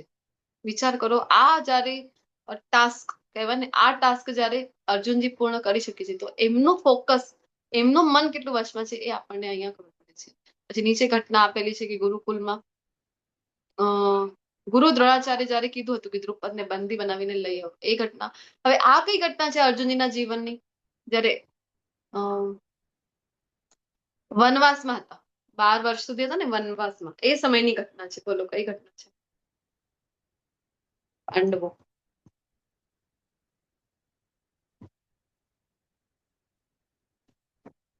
મહાભારતનું યુદ્ધ થવાનું હતું, આમ તો ખબર જ હતી. તો એટલા માટે દિવ્ય શસ્ત્રોની પ્રાપ્તિ કરવા માટે ભગવાન અર્જુનજીને જયારે કહે છે કે તમે શિવજીને પ્રસન્ન કરો, એમની પાસેથી દિવ્ય અસ્ત્રોની પ્રાપ્તિ થશે. એ સમયે અર્જુનજી છે એ શિવજીની આરાધના કરે છે, એમનું જે કહેવાય ને કે તપસ્યા કરે છે. તો એ સમયે શિવજી આવ્યા એમની પરીક્ષા લેવા માટે. શિવજી આવે છે અને આવે છે તો આવે છે કયા રૂપમાં આવે છે? તો એક શિકારીના વેશમાં આવે છે. અને અર્જુનજી જોઈ રહ્યા હતા જયારે એ બેઠા હતા એક વૃક્ષની નીચે અને પોતાની સાધના કરી હતા, પરંતુ ત્યારે અવાજ થાય છે તો જોઈ છે તો શું, એક ભૂંડણ હોય છે ને, જંગલી ભૂંડણ, જંગલી સુવર જેને કહેવામાં, એ આવીને બધે ત્યાં જે ફસલો લગાવેલી હતી ખેતીમાં એ બધું જ ખરાબ કરી રહ્યો હતો, દોડીને આવ્યો ને. તો અર્જુનજી તો ક્ષત્રિય છે, એટલા માટે જ ભગવાને એમને કીધું ને કે તું બધું છોડીને જો સંન્યાસ પણ ધારણ કરી લે ને, પરંતુ તારું જે સ્વભાવ છે ક્ષત્રિય, તો તું એને છોડી શકશે નહીં. કોઈ કોઈને હેરાન કરે, બીજાને હેરાન કરે, તું જોઈ શકશે નહીં. તરત જ ધનુષ બાણ લે છે ને એને ઉપર મારે છે અને ત્યાં જાય છે એની નજીક તો જોઈ છે તો શું, 2 તીર લાગેલા છે. અને એ સમયે જે શિકારી રૂપમાં શિવજી છે એ પણ આવે છે, કહે છે જો મેં માર્યું છે આ ભૂંડણ. અર્જુનજી કહે છે ના ના, મારું તીર લાગ્યું છે. તો બંનેના વચમાં વિવાદ થાય છે અને પછી વિવાદ યુદ્ધ સુધી પહોંચી જાય છે અને પોતાની યુદ્ધ કૌશલથી શિવજીને જે પ્રસન્ન કરી દે છે, આવા છે અર્જુનજી. કોઈ સાધારણ નથી. બીજું, ભગવાન સાથે પોતે આવીને ગયા હતા એના પહેલા. ભગવાનના શાશ્વત પાર્ષદ છે અર્જુનજી, કોઈ સાધારણ નથી. કયા અવતારમાં આવ્યા હતા બોલો? અહીંયા જોવા મળે છે ને આપણને, કયા અવતારમાં આવ્યા હતા? ભગવાન, હું કહું છું નારાયણ રૂપમાં જયારે ભગવાન આવ્યા તો અર્જુનજી કયા રૂપમાં આવ્યા બોલો? નર રૂપમાં. નર નારાયણ. સાંભળ્યું છે કે નહીં? નરનારાયણ. નરનારાયણ રૂપમાં ભગવાન સાથે અર્જુનજી આવ્યા હતા. ભગવાન સાથે આવે છે તો વિચાર કરો, કોઈ સાધારણ છે નહીં. ચંચલ હિ મના કૃષ્ણ પ્રમાતિ બલવદૃઢમ તસ્યાહમ નિગ્રહમ મન્યે વાયોરીવ સુદુષ્કરમ. હે કૃષ્ણ, મન તમે કહી રહ્યા છો મનને વશમાં કરવું. અરે મન કેવું છે? ચંચલ છે, અત્યંત ચંચલ છે. મેં કીધું ને, એક જગ્યા ઉપર સ્થિર રહી શકતું નથી. અહીંયા બેઠા તો તમે બધા અહીંયા ક્લાસમાં છો, પરંતુ અહીંયાથી કેટલા જણ વાસ્તવમાં, આપણે નાના હતા ત્યારે તમે બધાએ પણ સાંભળ્યું છે ને, સ્કૂલમાં આપણને કહેતા હતા કે કોઈનું ધ્યાન હોય ટીચરે તો તરત જ ધ્યાનમાં આવી જાય કે આ વ્યક્તિ અહીંયા ફિઝિકલી પ્રેઝન્ટ, મેન્ટલી અબસેન્ટ, કહેતા હતા ને ટીચર્સ આપણને. સેમ વે અહીંયા તમે બધા ઘણા બધા જોડાયેલા છો મારી સાથે, પરંતુ આમાંથી કેટલાક તો અહીંયા ઝૂમ થી, ફિઝિકલી નથી, આપણે તો વર્ચ્યુઅલી પ્રેઝન્ટ છે. કેટલાક તો વર્ચ્યુઅલી પ્રેઝન્ટ છે, આમે વિડીયો ઓફ છે તો એ પણ ઓડિયોથી જ માત્ર તમે છો કનેક્ટેડ. અને આપણે કહીએ માઇન્ડથી તો ઘણા બધા લોકો અહીંયા અબસેન્ટ હશે. ઘણા લોકોના મનમાં વિચાર ચાલતા હશે કે અરે ક્યારે ક્લાસ પૂરો થાય, 5 વાગ્યામાં આવી ગયા છે, હજી કેટલી સ્લાઇડ્સ બાકી છે. ઘણા બધા વિચારો, અરે મારે તો સ્કૂલ જવું હતું, બાળકોને લેવું છે, અરે બાળકોને ડ્રોપ કરવું છે, આ કામ બાકી હતું, અને મને પછી આ બનાવવાની હતી. ઘણા બધા એવા કાર્યો સતત આપણા માઇન્ડમાં ફર્યા કરે છે. એક જગ્યા ઉપર છીએ, પરંતુ એક ક્ષણમાં મન ક્યાં ફરીને આપણું આવી જાય છે. ઉચ્છૃંખલ છે, બિલકુલ પણ કહેવાનું માનતો નથી. અને જિદ્દી પર છે, દુરાગ્રહી છે, એટલે જિદ્દી છે, હઠી છે. એ તો જે એને કરવું હોય એ જ કરે છે. તો એક કામ કરીએ, આવું ચંચલ પણ છે, ઉચ્છૃંખલ છે, માનતું નથી કહેવાનું, પછી જીદ પણ કરે છે, તો ચલો એને બાંધી દઈએ. તો કે છે ના ના ના ના ના, આ તો કેવું છે, કે છે અત્યંત બળવાન છે. અને તેથી જ હે ભગવાન, તમે જો કહો ને કે વાયુને વશમાં કરી દે, એક વખત હું એ કરી દઉં, પરંતુ મનને હું વશમાં કરી શકીશ નહીં. એ તો મને એના કરતા અઘરું લાગે છે. તમે મને કહો, આપણામાંથી કેટલા જણ છે જે વાયુને વશમાં કરી શકે છે? Is it possible? છે કોઈની માટે સંભવ? પરંતુ અર્જુનજી માટે સંભવ હતું. એમની પાસે એવા દિવ્ય અસ્ત્રો હતા, વાયવાસ્ત્ર હતું કે વાયુને વશમાં કરી લે. તુફાન જેવું હોય ને, ચક્રવર્તી તુફાન, એવું તુફાન વશમાં ગયા વર્ષે આવ્યો હતો ને, શું નામ હતું, કચ્છ ને ગુજરાતમાં તુફાન આવ્યું હતું, એક બીથી કઈક નામ હતું, આઈ થિંક ભૂલાઈ ગયું મારાથી. લાસ્ટ યર આવ્યું હતું. એવું તુફાન છે, એને પણ એ નિર્માણ આંધી તુફાનને કરી શકે. પછી અગ્નિ અસ્ત્ર હતું કે અગ્નિથી બાણ છોડે તો અગ્નિ ત્યાં બધી જગ્યાએ સળગી જાય. અથવા તો વરુણાસ્ત્ર હતું કે વર્ષાને પણ વરસાવી શકે. એવા દિવ્ય અસ્ત્રો અર્જુનજી પાસે હતા. અને તો ક્યાંય અર્જુનજીની સામે આપણે આવતા નથી. તો ભગવાન શું કહી રહ્યા છે? ભગવાન કારણ કે શ્રેષ્ઠ શિક્ષક છે ને, એટલે કહી રહ્યા છે કે હે મા બહુ કુંતી પુત્ર, નિસંદેહ ચંચળ મનને વશ કરવું એ અત્યંત અઘરું છે. વાત તારી સાચી છે અર્જુન. અર્જુનજીના વાતને કાપતા નથી, કહે છે કે ના ના ના, કહે છે તું એ વાત તો તારી સાચી છે, પરંતુ રસ્તો તો છે, કયો છે? તો ભગવાન કહે છે અભ્યાસેન તો કૌંતેય વૈરાગ્યેણ ચ ગૃહ્યતે. આ અભ્યાસ દ્વારા, પ્રેક્ટિસ દ્વારા તો એ સંભવ છે. આપણે બધા સાંભળ્યું છે ને, પ્રેક્ટિસ મેક્સ મેન ખાલી જગ્યા પૂરો, fill in the blank. Perfect. Practice max main perfect. Perfect. સાંભળ્યું છે ને? આ બધા જ ક્યાંથી આવે છે? આ બધા વિચાર કહેવાય, ફ્રેઝિસ કહેવાય, બધું જ જ્ઞાન ભગવદ્ ગીતાનું છે. તો કહે છે ભગવાન કે અભ્યાસ કર, પ્રેક્ટિસ કર, જો ન થાય તો. અઘરું છે પણ અસંભવ નથી, કરી શકીશ તું. વૈરાગ્ય છે ગૃહ્યતે, વૈરાગ દ્વારા પોસિબલ છે. ડૂઝ એન્ડ ડોન્ટ્સ ગુરુ જે આપે છે આપણને કે આ કરો, આ વસ્તુનો અવોઇડ કરો, આવી રીતે પોસિબલ છે. અને જે મનુષ્યનું મન છે અસંયમિત હશે તો એના માટે તો આત્મ સાક્ષાત્કાર દુર્લભ છે. પરંતુ જેનું મન સંયમિત છે અને યોગ્ય ઉપાય દ્વારા પ્રયત્ન પણ જે એ કરી રહ્યો છે તો નિશ્ચિતપણે સફળતા પ્રાપ્ત થાય છે, એ મારો અભિપ્રાય છે. તો અસફળ યોગીની મંજિલ શું છે? અર્જુનને હવે પ્રશ્ન થાય છે કે ચલો આ માર્ગ પર આગળ વધુ, તમે કહી તો રહ્યા છો માર્ગ ખૂબ કઠિન છે, પરંતુ ચલો પ્રયત્ન કર્યું સાંભળીને. અત્યારે આપણને પણ થાય ને કે ચલો ક્લાસમાં એટલું કહી રહ્યા છે, નામ જપનું એટલું મહત્વ છે, એમાં કાર્તિક માસ ચાલે છે, સેલ છે, મેગા સેલ ચાલી રહ્યું છે, ચલો આપણે પણ નામ જપ કરી લઈએ, ક્લાસમાં સાંભળીને કરતા થઈએ. લેવલ 1 નો ક્લાસ ચાલુ છે ત્યાં સુધી કરીએ, પણ આપણે જેમ લેવલ 1 નો ક્લાસ પૂરો, આ માળા ક્યાંક મૂકી દીધી આપણે પણ. ચલો હવે કોણ કરે આ માળા? ક્લાસમાં તો માતાજી કરાવતા, એમની સાથે સાથે થઈ જતી, હવે કોણ કરે? અથવા તો આપણે વિચારીએ આજે ના થઈ તો શું થયું, આવતીકાલે કરી લઈશ, એવું મન આપણને સમજાયા કરે છે. આપણે મને નથી સમજાવી રહ્યા, કારણ કે સ્ટેજ ઉપર આપણે છે નહીં કે મનને આપણે ઓર્ડર આપીએ. આપણે તો યસ બોસ કોને કરીએ છીએ? મન નચાવે છે તેમ આપણે નાચતા હોય છે. મન આપણને ખૂબ ડ્રામેટિકલી નચાવે છે. જો સવારે ઉઠતા હોય, આપણે અલાર્મ મૂકીએ અને આપણું મન શું કહે છે? અરે 2 મિનિટની તો વાત છે, 2 મિનિટ ઊંઘ કરી લઈએ, પછી તો ઉઠવાનું જ છે, જલ્દી જ ઉઠવાનું છે આજે તો. હા, 2 મિનિટ થઈ ગઈ, અરે હજી 5 મિનિટ, 5 મિનિટથી શું બગડી જશે? અરે ક્યાં બ્રહ્મ મુહૂર્ત વીતવાનું છે 5 મિનિટમાં? ક્યાં બધું ખતમ થવાનું છે? તો કાર્તિક મહિનો ક્યાં આજે જ પૂરો થવાનો છે? આવતીકાલે પણ તો છે કાર્તિક મહિનો. એવી રીતના મન આપણને સમજાવે છે. આવું કરતા કરતા 4, 4:30 નું અલાર્મ આપણું હોય, પણ આ મન આપણને સમજાવીને રોજના સમય ઉપર 8-9 વાગે ઉઠાડે છે. આવું જ કરતા કરતા આખો કાર્તિક મહિનો વીતી જાય, પણ આપણે સવારે વહેલા ઉઠી શકીએ. પરંતુ અહીંયા વાત છે કે આપણે જો પ્રયત્ન કર્યો, સાંભળ્યું ક્લાસમાં, આપણે પ્રયત્ન કર્યો કે ચલો અમે બ્રહ્મ મુહૂર્તમાં ઉઠીશું, મંગલા આરતી કરીશું, અરે અમે જપે કરીએ, પરંતુ કાલાંતરે થયું ક્લાસ પૂરા, તો થઈ ગયું બધું પૂરો, સંઘ એવું મળ્યું ભૌતિક સંઘ, તો શું થશે? અર્જુનજી પૂછી રહ્યા છે. શરૂઆતમાં તો આત્મ સાક્ષાત્કારની પ્રક્રિયાની શ્રદ્ધાપૂર્વક કરી, ખબર પડીને પૂર્ણ શ્રદ્ધા સાથે કર્યું, પરંતુ આગળ જઈને ભૌતિકતાના કારણે, એવા સંઘના કારણે તેમાંથી વિચલિત થઈ જવાય, તો એનું પરિણામ શું થાય છે? આવા યોગીની ગતિ છે કેવી થાય છે ભગવાન? એવું તો નહીં થાય ને, ધોબી કા કુત્તા કહેવાય છે ને હિન્દીમાં, ન ઘર કા ન ઘાટ કા. અરે અહીંયા મજા ન કરી, અમે તો બધા જઈ રહ્યા હતા મૂવી જોવા, અમે તો મૂવી જોવાય નહીં ગયા, બધા સૈયારા જોઈ રહ્યા હતા. એ સમયે અમે ઘરમાં બેસીને જપ કરી રહ્યા, અમે તો ભગવદ્ ગીતાના ક્લાસીસ કરી રહ્યા હતા, અમે તો મૂવી ના જોઈ. એવું તો નહીં થાય કે મજા એ ન કરી અને અહીંયા જપ છોડી દીધા, પછી કાલાંતરે તો આ ગતિ ન મળી, ભગવત ધામે ન મળ્યું, તો આમાં વચમાં શું કેવી ગતિ થશે અમારી? તો ભગવાનના આન્સર માટે 2 શ્લોક આપી રહ્યા છે. તો આના દ્વારા આપણને ખૂબ એશ્યોરન્સ ભગવાન આપે છે કે જે કંઈ ભક્તિમય પ્રોસિજર છે એ ક્યારે પણ વેસ્ટ જતી નથી. અહીંયા તમે ભૌતિક જ્ઞાન ગમે તેટલો લઈ લો, પીએચડી સુધીનો લઈ લો તમે, તો પણ તમે ડોક્ટર છો, એન્જિનિયર છો, મોટી મોટી પદવી ઉપર છો વિરાજમાન, આટલું બધું ભણ્યા છો, અત્યારે પણ ભણી રહ્યા છો, તો પણ જો પુનર્જન્મ થશે તો આપણે એ ફોર એપલ ત્યાંથી શરૂઆત કરીશું, એકડો એક ઘૂંટીને શરૂઆત કરીશું. પરંતુ આધ્યાત્મિક જ્ઞાનનું એવું નથી.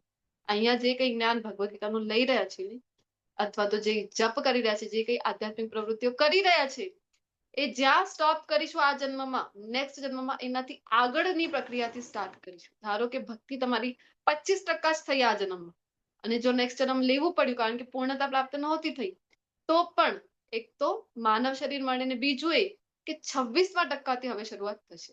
એ નહીં કે ફરીથી તમારે 0 લખવાથી શરૂઆત કરવી પડશે. તો એને સમજાવવા માટે ભગવાન 2 શ્લોકમાં આન્સર આપે છે કે કેટલી ભક્તિ થઈ હતી. તમારી ભક્તિ થોડી ઘણી કરી અને પછી ભૌતિકતાના કારણે છોડી દીધી.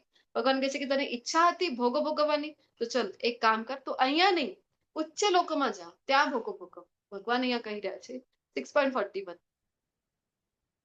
શુચિના શ્રીમતામ ગેહે યોગ ભ્રષ્ટો અભિજાયતે કે અસફળ યોગી પુણ્યાત્મા લોકોના લોકમાં અનેક વર્ષો સુધી સુખ ભોગવ્યા પછી ઈચ્છા હતી ને તારી ભોગો ભોગવવાની ભૌતિકતામાં તું ફસાઈ ગયો હતો ને શું કામ અહીંયાના નાના નાના સુખ ભોગવવા અરે ઉચ્ચ લોકમાં જા ત્યાં જઈને તમે અને ઇન્દ્રિયો છે એ હજી તમારી જે સ્ટ્રોંગ હશે હજી વસ્તુઓ ઘણી બધી હશે ત્યાં ભોગો ભોગવવાની ત્યાં જઈને સુખ ભોગવ્યા ને પછી તો કહે છે કે સદાચારી લોકોના અથવા તો ગર્ભ શ્રીમંત લોકોના કુળમાં જન્મ પ્રાપ્ત કરી છે તો જો ખૂબ આપણે કહીએ ને કે ધનવાન કુળમાં જન્મ થાય ક્યારે થાય છે ભક્તિ એટલી કરી હતી એ ઇનકમ્પ્લીટ રહી એટલા માટે ભગવાન આપી રહ્યા છે ધનવાન કુળમાં જન્મ શું કામ કારણ કે હવે એનું જે સમય અને શક્તિ છે એ ટાઈમ અને એનર્જી સેવ કરે એ પૈસા અર્થોપાર્જનમાં એટલું સમય અને એનર્જી ના વ્યતીત કરે એટલા માટે ભગવાન એવું કુળ આપે છે કે ત્યાં હવે તમે તમારા સમયનું તમારા શક્તિનું સદુપયોગ કરો અને જેટલી ભક્તિ બાકી રહી ગઈ કમ્પ્લીટ કરી દો અને ફટાફટ આવી જાઓ મારા ધામમાં તો એવી વ્યવસ્થા કરે છે અથવા તો 25% સુધી પહોંચ્યા તો 26% શરૂઆત છે 50% સુધી પહોંચ્યા તો 51% હવે શરૂઆત કરવાની છે પરંતુ ઘણી વખત એવું થાય કે અરે પૂર્ણતા પ્રાપ્ત થવાની જ હતી એટલી બધી ભક્તિ કરી હતી બસ થોડા 2-3% છૂટી ગયા શરીરનો અંત થઈ ગયો અથવા કોઈ એવું કારણ થયું તો શું થાય છે તો ભગવાન કહે છે કે અથવા દીર્ઘકાળ સુધી જેને યોગાભ્યાસ કર્યો છે તો અને તો પણ અસફળ ગયો તો તે એવા આધ્યાત્મિકવાદીના કુળમાં જન્મ પ્રાપ્ત કરે છે કે જેઓ અતિશય જ્ઞાનવાન હોય છે ખરેખર આ જગતમાં આવો જન્મ પામવો અત્યંત દુર્લભ છે ભગવાન પોતે કહી રહ્યા છે કે એતદ્દી દુર્લભતરમ તો આવો જે જન્મ છે આ લોકમાં આપણને મળે એ ખૂબ અઘરું છે ખૂબ ખૂબ મતલબ દુર્લભ છે કેવું તો ભક્તોના ઘરમાં જન્મ મળવો શિલા પ્રભુપાદજી આમ તો જો જે કોઈ ગુરુ મહારાજ છે એમનો અહીંયા દાખલો બેસે નહીં કારણ કે ઓલરેડી મુક્તાત્મા છે પણ સમજવા માટે શિલા પ્રભુપાદજી છે તો બાળપણથી જ એમને જે માતા પિતા મળ્યા વૈષ્ણવ કુટુંબ મળ્યો એમના પિતાજી ગૌર મોહન ડે એ નાનપણથી જ એમને ગિફ્ટમાં શું આપ્યા હતા તો રાધા કૃષ્ણના વિગ્રહ અને વિગ્રહની સેવા કેવી રીતે કરવાની એ શીખડાવવામાં આવ્યું હતું ઘણા લોકોનો જન્મ થાય છે વૈષ્ણવ કુળમાં બાળપણથી જ ભગવાનને ભોગ ધરાવવાનું ભક્તિમય સેવા કરવાની ભજન કીર્તન કરવાનું કથા સાંભળવી એવી જ રીતે એમનું ઉછેર થતું હોય છે કે નહીં નાના નાના બાળકો શ્લોક બોલતા હોય છે કે નહીં કેવી રીતે પોસિબલ છે આ જન્મનું નથી પૂર્ણ જન્મનું જે ભક્તિ અધૂરી રહી ગઈ છે આ જન્મમાં આપણને જોવા મળે છે કે નાના નાના બાળકો છે અને આટલું જ્ઞાન છે એમને એટલું ભક્તિ કરી રહ્યા છે ભગવાનની કથામાં એટલી રુચિ છે એમને તો આવા કુળમાં ભગવાન જન્મ એમને પછી આપે છે અને હવે આવે છે આ અધ્યાયનું કન્ક્લુડિંગ શ્લોક 6.47 યોગી યોગી યોગીની ઘણી વાત થઈ હવે ભગવાન કહે છે કે કોણ શ્રેષ્ઠ યોગી છે યોગી નામ અપી સર્વેશામ મદ્ગતે અંતરાત્મના શ્રદ્ધાવાન ભજતે યો માં તમે યુક્ત તમો મતઃ ખૂબ મહત્વનો શ્લોક છે કંઠસ્થ થવું જોઈએ બધાને સર્વ યોગીઓમાંથી જે યોગી અત્યંત શ્રદ્ધાપૂર્વક શ્રદ્ધાવાન ભજતે ભજતે એટલે ભક્તિ કરે છે કોની યો મામ મામ એટલે કે મને એટલે ભગવાન શ્રી કૃષ્ણને ભજે છે ભક્તિ કરે છે અને અંતકરણમાં મારું જ ચિંતન કરે છે મદ્ગતે અંતરાત્મના અને મારી દિવ્ય પ્રેમમય સેવા કરે છે તે યોગમાં સમય યુક્ત તમો મત યોગમાં મારી સાથે અત્યંત ગાઢ રીતે સંકળાયેલો છે અને તે બધામાં સર્વોચ્ચ છે આ જ મારો મત છે તો ભગવાન પોતાનો મત અહીંયા આપી રહ્યા છે ખૂબ ક્લિયર થઈ જાય છે અહીંયા કે ભગવાનની દૃષ્ટિમાં અલગ અલગ યોગની વાત છે ભગવદ્ ગીતામાં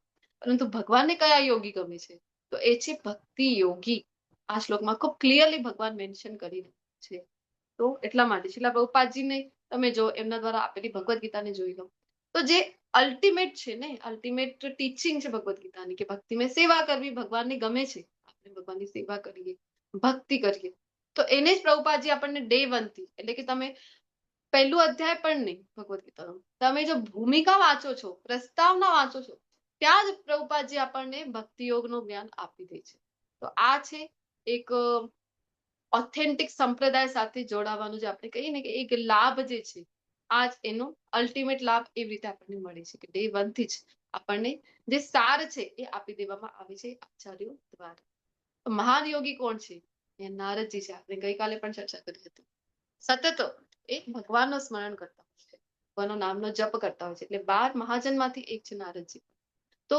અન્ય તમામ જેમ આપણે વાત કરીએ શિલા પ્રભુપાદજીની, તો શિલા પ્રભુપાદજી જેવા આચાર્યો છે ને શું કરે છે, ભક્તિની અહીંયા સીડી આપેલી છે. ભક્તિ જે છે અલ્ટિમેટ સ્ટેપ, ભગવાન પાસે જઈએ ને ક્રમે ક્રમે એક તો જઈ શકાય, એક એક સીડી ચડો. પહેલી સીડી છે કર્મયોગ, જ્ઞાન યોગ, અષ્ટાંગ યોગ, પછી આવે ભક્તિ યોગ. કાં તો ક્રમ એક એક સીડી જઈને જાઓ. ભક્તિ યોગને પાર કર્યા વિના ક્યારે પણ કૃષ્ણ સુધી જઈ શકાતું નથી. ખૂબ મહત્વનું છે ભક્તિ યોગ. તો કાં તો એક એક સ્ટેપ થી જાઓ તમે, કાં તો બીજો ઓપ્શન આપણી પાસે છે લિફ્ટ. તો આપણને આચાર્યો લિફ્ટ આપી રહ્યા છે. જો તમારે જવું છે 7મા માળા ઉપર, તો બે ઓપ્શન છે, એક એક એક એક એક માળું ચડતા જાઓ તો 7મા માળા સુધી પહોંચી જાઓ. બીજું એક ઓપ્શન છે લિફ્ટમાં બેસી જાઓ, બટન દબાવી દો તો 7મા માળા ઉપર પહોંચી જાઓ છો. તો એવું નથી કે 7મા માળા ઉપર જઈ રહ્યા છો તો પહેલું માળું નહીં આવે લિફ્ટમાં, બીજું માળું નહીં આવે, બધા જ માળા એમાં પણ કવર થાય છે. તો સેમ વે અલ્ટિમેટને જ પકડી લઈએ આપણે, ભક્તિ યોગને જ પકડી લઈએ આપણે. તો એવું નથી કે કર્મયોગથી મળવાના ફાયદા છે, જ્ઞાન યોગથી, અષ્ટાંગ યોગથી, એનાથી આપણે વંચિત થઈ જઈએ છીએ. આગળ 8મા અધ્યાયમાં ભગવાન જણાવે છે કોઈ પણ લાભથી ભક્ત વંચિત રહેતો નથી, પરંતુ આપણે તો પ્રેમ ભક્તિ ઈચ્છીએ છીએ ભગવાનની, કોઈ લાભની આશા વિના આપણે ભગવાનની ભક્તિની સેવા કરવા ઈચ્છીએ છીએ. શિલા પ્રભુપાદ જેવા આચાર્યો આપણને લિફ્ટ આપી દે છે. તો આધ્યાત્મિક અભ્યાસ છે આ જે યોગ છે. તો અલગ અલગ યુગ માટે 3જા અધ્યાયમાં આપણે જોયું હતું કે મેં કીધું હતું કે શ્રીમદ ભાગવતમનો એક શ્લોક છે. તો અહીંયા શ્લોક નંબર આપેલું છે 12.3.52, જ્યાં આપણને સમજાવી રહ્યા છે. સુખદેવજી કહી રહ્યા છે, શું કહે છે, કૃતે અધ્યાય તો વિષ્ણુ ત્રેતાયામ યજતો મખ્યે દ્વાપરે પરિચર્યાયામ કલો તદ હરિકીર્તના. યુગ પ્રમાણે યુગ ધર્મ હોય છે, યજ્ઞ હોય છે. સતયુગમાં આપણે જોયું તો આયુષ્ય ખૂબ હોય છે, તો ધ્યાન આવી રીતે ધ્યાન કરતા. કર્દમ ઋષિની વાત આવે છે ભાગવતમમાં. ધ્રુવ મહારાજની ઘટનામાં આવે છે કે 36,000 વર્ષો સુધી એમને રાજ્ય કર્યું. કર્દમ ઋષિ 10,000 વર્ષ સુધી તપસ્યા કરે છે. શું કામ આવું પોસિબલ છે? આયુષ્ય એટલું હતું, યુગ પ્રમાણે વાતાવરણ એવું હતું કે ધ્યાન દ્વારા પોસિબિલિટી હતી કે ભગવત પ્રાપ્તિ. પછી આવ્યું ત્રેતાયુગ. ત્રેતાયુગમાં યજ્ઞ બદલાઈ ગયું, યજ્ઞ સ્વાહા વાળું યજ્ઞ આવી ગયું. આપણે પ્રભુ શ્રી રામના જન્મનું પણ ઉદાહરણ લીધું હતું. દશરથ મહારાજે જે પુત્ર કામેષ્ટિ યજ્ઞ કરાવ્યું હતું તે.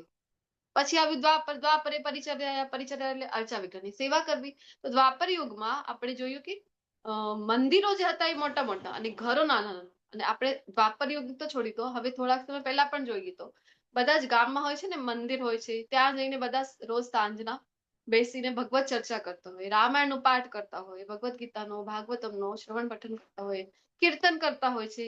મેક્સિમમ સમયગાળો ત્યાં જ વિતાવતા. તો અત્યારે આપણે જોઈએ તો અત્યારે તો આપણને કોઈથી મળવું જ ના ગમે, બસ અમને એકાંત સ્થળ આપી દો અમારા મોબાઈલ. એવું આપણું લાઈફસ્ટાઈલ થઈ ગયું છે. દ્વાપર યુગનો યુગ ધર્મ હતો મંદિરે જાઓ, અર્ચા વિગ્રહની સેવા કરો. પરંતુ આપણે જે યુગમાં છે એ છે કલિયુગ. અને કલિયુગનો તો યુગ ધર્મ એક જ છે. કયું છે? એ પવિત્ર નામનો જપ કરો. એટલે જ તો કહેવાય છે કે દેવતાઓ પણ લાલાય છે પૃથ્વી ઉપર જન્મ પ્રાપ્ત કરવા કલિયુગમાં. શું કામ? એક તો આયુષ્ય ઓછો છે ને બીજો સરળ છે ભગવત પ્રાપ્તિ. કેવી રીતે? કે માત્ર નામ જપ કરીને તમે ભગવત પ્રાપ્તિ કરી શકો છો.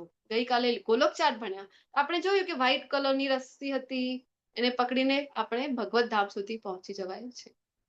તુલસીદાસજી કહે છે કે નહીં, કલિયુગ કેવલ નામ આધારા, સુમીર સુમીર નર ઉતરે પારા. તો ભગવાનના પવિત્ર નામનો જપ, ભગવદ ગીતાનો પણ આપણે રેફરન્સ લેતા હોય છે 10.25, જ્યાં ભગવાન કહે છે, શું કહે છે બોલો? 10મા અધ્યાયના 25મા શ્લોકમાં ભગવાન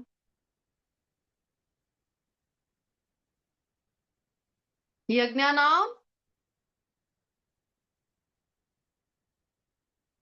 જપ યજ્ઞોસ્મિ. બધા યજ્ઞમાં હું પવિત્ર નામનું જપ છું. એમ આઈ ઓડિબલ? હરે કૃષ્ણ. હરે કૃષ્ણ. રામ માતાજી. હા માતાજી. ધન્યવાદ. બધા વચમાં બોલતી બધાની બંધ થઈ જાય તો મને ખ્યાલ નથી આવતો આ ચાલી રહ્યું છે કે નહીં. પછી શાસ્ત્રીય સંદર્ભો કયા કયા છે નામ જપ માટે? એટલું કહી રહ્યા છો, કોઈ શાસ્ત્રીય સંદર્ભો તો આપો. તો કલિસંતરણ ઉપનિષદ શું કહે છે? બ્રહ્માજી કહી રહ્યા છે અહીંયા, ઇતિ ષોડશકમ નામના કલિ કલ્મશ નાશન મનાત પરત તરોપાય સર્વ વેદેશુ દૃશ્યતે. કે બધા જ વેદો, હવે બ્રહ્માજી તો વેદો આપ્યા છે, એ બધા વૈદિક સાહિત્યમાં શોધ્યા પછી કોઈ પણ વ્યક્તિ આ યુગ માટે હરે કૃષ્ણના જપ કરતા કોઈ પણ વધારે ઉત્ક્રાંતિ વાળી પ્રક્રિયા શોધી શકતો નથી. મને કોઈ દેખાતું નથી આના કરતા પણ બેસ્ટ અથવા બેટર કોઈ ઓપ્શન હોય એવું બ્રહ્માજી પોતે કહી રહ્યા છે. નારાયણ સંહિતા કહે છે, શું કહે છે કે કલયુગમાં માણસોએ ફક્ત ભગવાનના પવિત્ર નામનો જપ કરવો જોઈએ. પછી ચૈતન્ય ચરિતામૃત આદિ લીલામાં શું વર્ણન છે? હરે નામ એવ કેવલમ કલો નાસ્તેવ નાસ્તેવ નાસ્તેવ ગતિ. કલયુગમાં બીજો કોઈ ઉપાય છે જ નહીં હરિનામ સિવા. પછી જયારે યુગ કલયુગ જે આવવાનું હતું દ્વાપરની એન્ડમાં, એનું વર્ણન જયારે સુખદેવ ગોસ્વામીજી કરી રહ્યા છે ને, પરીક્ષિત રાજાને ખૂબ ખરાબ લાગે છે, કારણ કે ભક્ત છે અને એ સાંભળે છે અરે કલયુગમાં એવું બધું થવાનું છે, ખૂબ દુઃખી થાય છે. તો એ સમયે એમને કહે છે સુખદેવ ગોસ્વામીજી, અરે પરીક્ષિત રાજા, ગભરાવાની કોઈ ચિંતા કરવાની કોઈ આવશ્યકતા નથી, કારણ કે કલેર દોષ નિધિ રાજન નસ્તિ એકો મહાન ગુણ કીર્તનાદેવ કૃષ્ણસ્ય મુક્ત સંગ પરમ રજે. કે કલયુગ જો કે દોષોનો મહાસાગર છે, છતાં તેનો એક મહાન સદગુણ પણ છે. કયો છે ભગવાન? અરે એ તો એ છે કે માત્ર હરે કૃષ્ણ મહામંત્રનું કીર્તન કરવાથી મનુષ્ય છે સંસારના બંધનમાંથી છૂટી ભગવત ધામમાં ઉર્ધ્વ ગતિને પ્રાપ્ત કરી શકે છે. શ્રીમદ ભાગવતમમાં કહે છે. ભગવદ ગીતા યજ્ઞાનામ જપ યજ્ઞોસ્મી. તો એટલા માટે ખૂબ જરૂરી છે કે આપણે હરે કૃષ્ણ મહામંત્રનું જપ એવરીડે કરીએ. જો તમે જે અત્યાર સુધી લેવલ 1 નો ક્લાસ છે, જે જપ કરતા હો છો એ કરી શકો છો. એની સાથે સાથે આપણે શું કરવાનું છે? જોડવાનું છે. એક આ માળા, એક હરિકૃષ્ણ મહામંત્રની એક માળાને જોડી દો, જે કઈ કરી રહ્યા છો એની સાથે સાથે. તો સંકીર્તન યજ્ઞ જો તમે યુટ્યુબ ઉપર સર્ચ કરો ને, તમને મળી જશે કે કેટલાક લોકોને આ નામ સંકીર્તન કરવા માત્રથી જે છે કે એમના જીવનમાં અમૂલ્ય પરિવર્તન જોવા મળ્યું છે. તો શું કરવાનું છે? જપ શરૂ કરતા પહેલા પંચતત્વ મંત્ર આ સ્ક્રીનશોટ લઈ શકો છો. જય શ્રી કૃષ્ણ ચૈતન્ય પ્રભુ નિત્યાનંદ શ્રી અદ્વૈત ગદાધર શ્રીવાસાદિ ગૌર ભક્તવૃંદ એ બોલીને સંભળાય એવી રીતે આપણે આ મંત્ર છે ને એ જોરથી ઉચ્ચારણ કરીને કરતા હોય છે. અમુક મંત્રો હોય છે વૈદિક મંત્રો કે મનસા કરવાના હોય છે, પણ મેં જેમ વાત પહેલા તમને સમજાવી દીધું, ચૈતન્ય મહાપ્રભુએ મંત્રને ઉલટો કરી નાખ્યો છે. તો લાભ એટલો જ મળે છે, પરંતુ નિયમ એના ઉપર હવે આપણને લાગુ થતા નથી. પૂર્ણ આદર ભક્તિને એકાગ્રતાથી કરો. એક આસન ઉપર બેસીને જપ કરો. ચાલતા ચાલતા પણ કરી શકાય છે આ મંત્રનો જપ, પણ કોન્સન્ટ્રેશન રહે એના માટે એક જગ્યાએ બેસીને કોઈ પણ સમય કરી શકીએ. બ્રહ્મ મુહૂર્ત જો કે શ્રેષ્ઠ ગણવામાં આવે છે. કરીને સ્નાન કર્યા વિના પણ તમે જપ કરી શકો છો. શું કામ આટલી બધી છૂટ આપેલી છે? કારણ કે મહાપ્રભુએ જોયું કે આ તો કલયુગના માણસોને આટલા બધા નિયમો આપીએ તો એ તો જપથી પણ વંચિત રહી જશે. એટલા માટે મંત્રને ઉલટો કરી નાખ્યો, તો નિયમો લાગુ ના થાય પણ ફળ છે એ પૂર્ણ આપણને મળી છે. ગણતરી રાખીને, એટલે કે 108 મણકાવાળી માળા ઉપર કરો. શું નથી કરવાનો? એક જ ભાગનો જપ નથી કરવાનો, આખો મંત્ર એકસાથ બોલવાનું છે. સુમેરુ મણકાને ક્યારે પણ તપવાનું નથી, એને ક્યારે પણ આમ ઓવર જમ્પ એના ઉપરથી કરવાનું નથી. પુસ્તક વાંચતી વખતે ન્યૂઝપેપર, ટીવી અથવા તો મોબાઈલ જોતી ઘણા લોકોની છે બંને અંગૂઠાને એક્ટિવ રાખી છે. કેવી રીતે? એક હાથથી એક અંગૂઠાથી તો માળા ફેરતા હોય છે અને બીજા અંગૂઠાથી સ્ક્રોલ ડાઉન કરતા હોય છે સ્ક્રીન. આવી રીતના જપ કરવાના નથી. અને જપ કરવાના ફાયદા તો અગણિત આપણને મળી જાય છે. પાપી પ્રક્રિયાઓથી મુક્તિ અને જે કંઈ પણ બેડ હેબિટ્સ છે આપણી, કુટેવો છે, એના દ્વારા આપણે તરત જ એને ઓવરકમ કરી શકીએ. જો વિદેશીઓ હતા, હિપ્પીઓ હતા, એ તો કેટલા વ્યસનમાં દિવસે રાત્રે રહેતા હતા, ડ્રગ્સ જેવી આદતોમાં હતા. પ્રભુપાદજીએ એમનું એ બધું હરિનામ માત્ર એમને આપ્યું અને હરિનામ જપ કરી, હરે કૃષ્ણનું જપ કરીને એ લોકો પોતાની આટલી કુટેવો છોડીને વૈદિક પરંપરા ફોલો કરવા વાળા શુદ્ધ ભક્તો બની ગયા. આપણે પણ આપણી કોઈ કુટેવ છે, આપણા બાળકોમાં કોઈ કુટેવ છે, જપ કરાવડાવીએ આપણે તો ચિંતા તાણથી મુક્તિ મળે છે, મનની શાંતિ મળે છે, વાસ્તવિક સુખ છે, બોધ એટલે કે વાસ્તવિક જ્ઞાન છે, એ બધું જ આપણને માત્ર નામ જપથી મળે છે. ખૂબ મહત્વનું છે નામ જપ આપણે કરીએ. લોકો શું કહી રહ્યા છે? આપણને થાય કે અરે માળા લઈને બેસી જાઓ, સમય ક્યાં છે? તો એને સમજવા મોટા મોટા લોકો શું કહે છે? સમય તો આપણો થઈ ગયો છે. જોઈએ આપણે જોર્જ હેરિસન ધ બીટલ્સ કરીને રોક બેન્ડ હતું, શીલા પ્રભુપાદજીના સમયની વાત છે એ સમય, તો એ એમનું હતું જોર્જ હેરિસનનું, રોક સ્ટાર હતા. એ જ્યારે પ્રભુપાદજી સાથે મળ્યા અને એ પોતે હરે કૃષ્ણ મહામંત્રનું જપ કરતા થઈ ગયા. એ પોતે જપ કરતા હતા અને કહે છે કે ખરેખર ભગવાનની અનુભૂતિની આ ક્રિયા લાગે છે જપ કરવું. જીન ક્લોડે હેલી સૌથી નાના ઉંમરની વયના ડાયરેક્ટર, બધા ફોરેનર્સ છે, વિદેશીઓ છે. જો આલ્બર્ટ ફોર્ડ કંપનીના જે માલિક છે, આપણે ડે 3 માં પણ એમના વિશે ચર્ચા કરી હતી. દીક્ષિત નામ છે એમનું, અમરીશ પ્રભુજી. તો હરે કૃષ્ણ નામનો જે જપ છે, મંત્રનો જે જપ છે, મારા જીવનમાં જબરદસ્ત અસર કરે છે. એનડી દેસાઈ ઉદ્યોગપતિ છે, એ કહે છે કે ઘણા વર્ષોથી જપ કરી રહ્યા છે. ઋષિકેશ મફતલાલ સીઈઓ છે મફતલાલ ફેબ્રિક્સ, એ પોતે પણ જપ કરી રહ્યા છે. એનએસ કોપ્સ કરીને ડચ મોડલ, એમના જ 2 ફોટોઝ આપણે જોઈ શકીએ છીએ, પહેલો અને બીજો.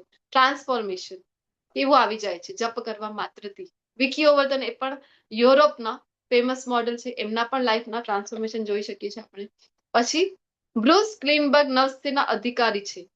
અત્યારે પણ રશિયા યુક્રેન યુદ્ધ હતું, તમે બધા વિડીયોઝ જોયા હશે કે જે સેનામાં કામ કરતા હોય છે ને, બધા મોટા મોટા પદ પર હતા, એ પોતે પણ બીડ બેગ લઈને હરે કૃષ્ણ જપ કરતા હોય છે. માર્કો ફેરીની છે, ઇટાલીના ટોચના ફર્નિચર ડિઝાઇનર. ડેવિડ વોલ્ફ છે. આ બધા પોલ બ્લેયર, શ્રીમતી સેલી રેલે વેપારી છે. રમેશલાલ ટોરન્ટો હેલ્સપાના માલિક, એ બધા જ લોકો છે ને, જે આપણે કહીએ ને કે પોતાની ફિલ્ડમાં જે સક્સેસફુલ કહેવાય, આવા બધા જ લોકો હરે કૃષ્ણ મહામંત્રનો જપ કરે છે. એમના હાથમાં માળા હોય છે, પરંતુ આપણને માળા લેતા શરમ આવે છે. વિચારવા જેવી વાત છે.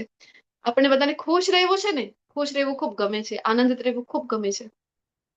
આના માટે શિલા પ્રભુપાદજી આપણને પરમનન્ટ એક સૂત્ર આપીને ગયા છે. એવું છે ચેન્ટ એન્ડ બી, કે જપ કરો અને ખુશ રહો. કયું જપ કરીએ? હરે કૃષ્ણ કૃષ્ણ કૃષ્ણ હરે હરે, હરે રામ રામ રામ હરે હરે. તો આની સાથે અધ્યાય 6 અને મારી વાણીને વિરામ આપું છું, અને તમારા બધા વૈષ્ણવોનો ખૂબ ખૂબ આભાર વ્યક્ત કરું છું. વાંછા કલ્પતરુર્ભ્યશ્ચ કૃપા સિંધુભ્યૈવ ચ પતિતાનાં પાવનેભ્યો વૈષ્ણવેભ્યો નમો નમઃ. હરે Krishna. Thank you so much for joining.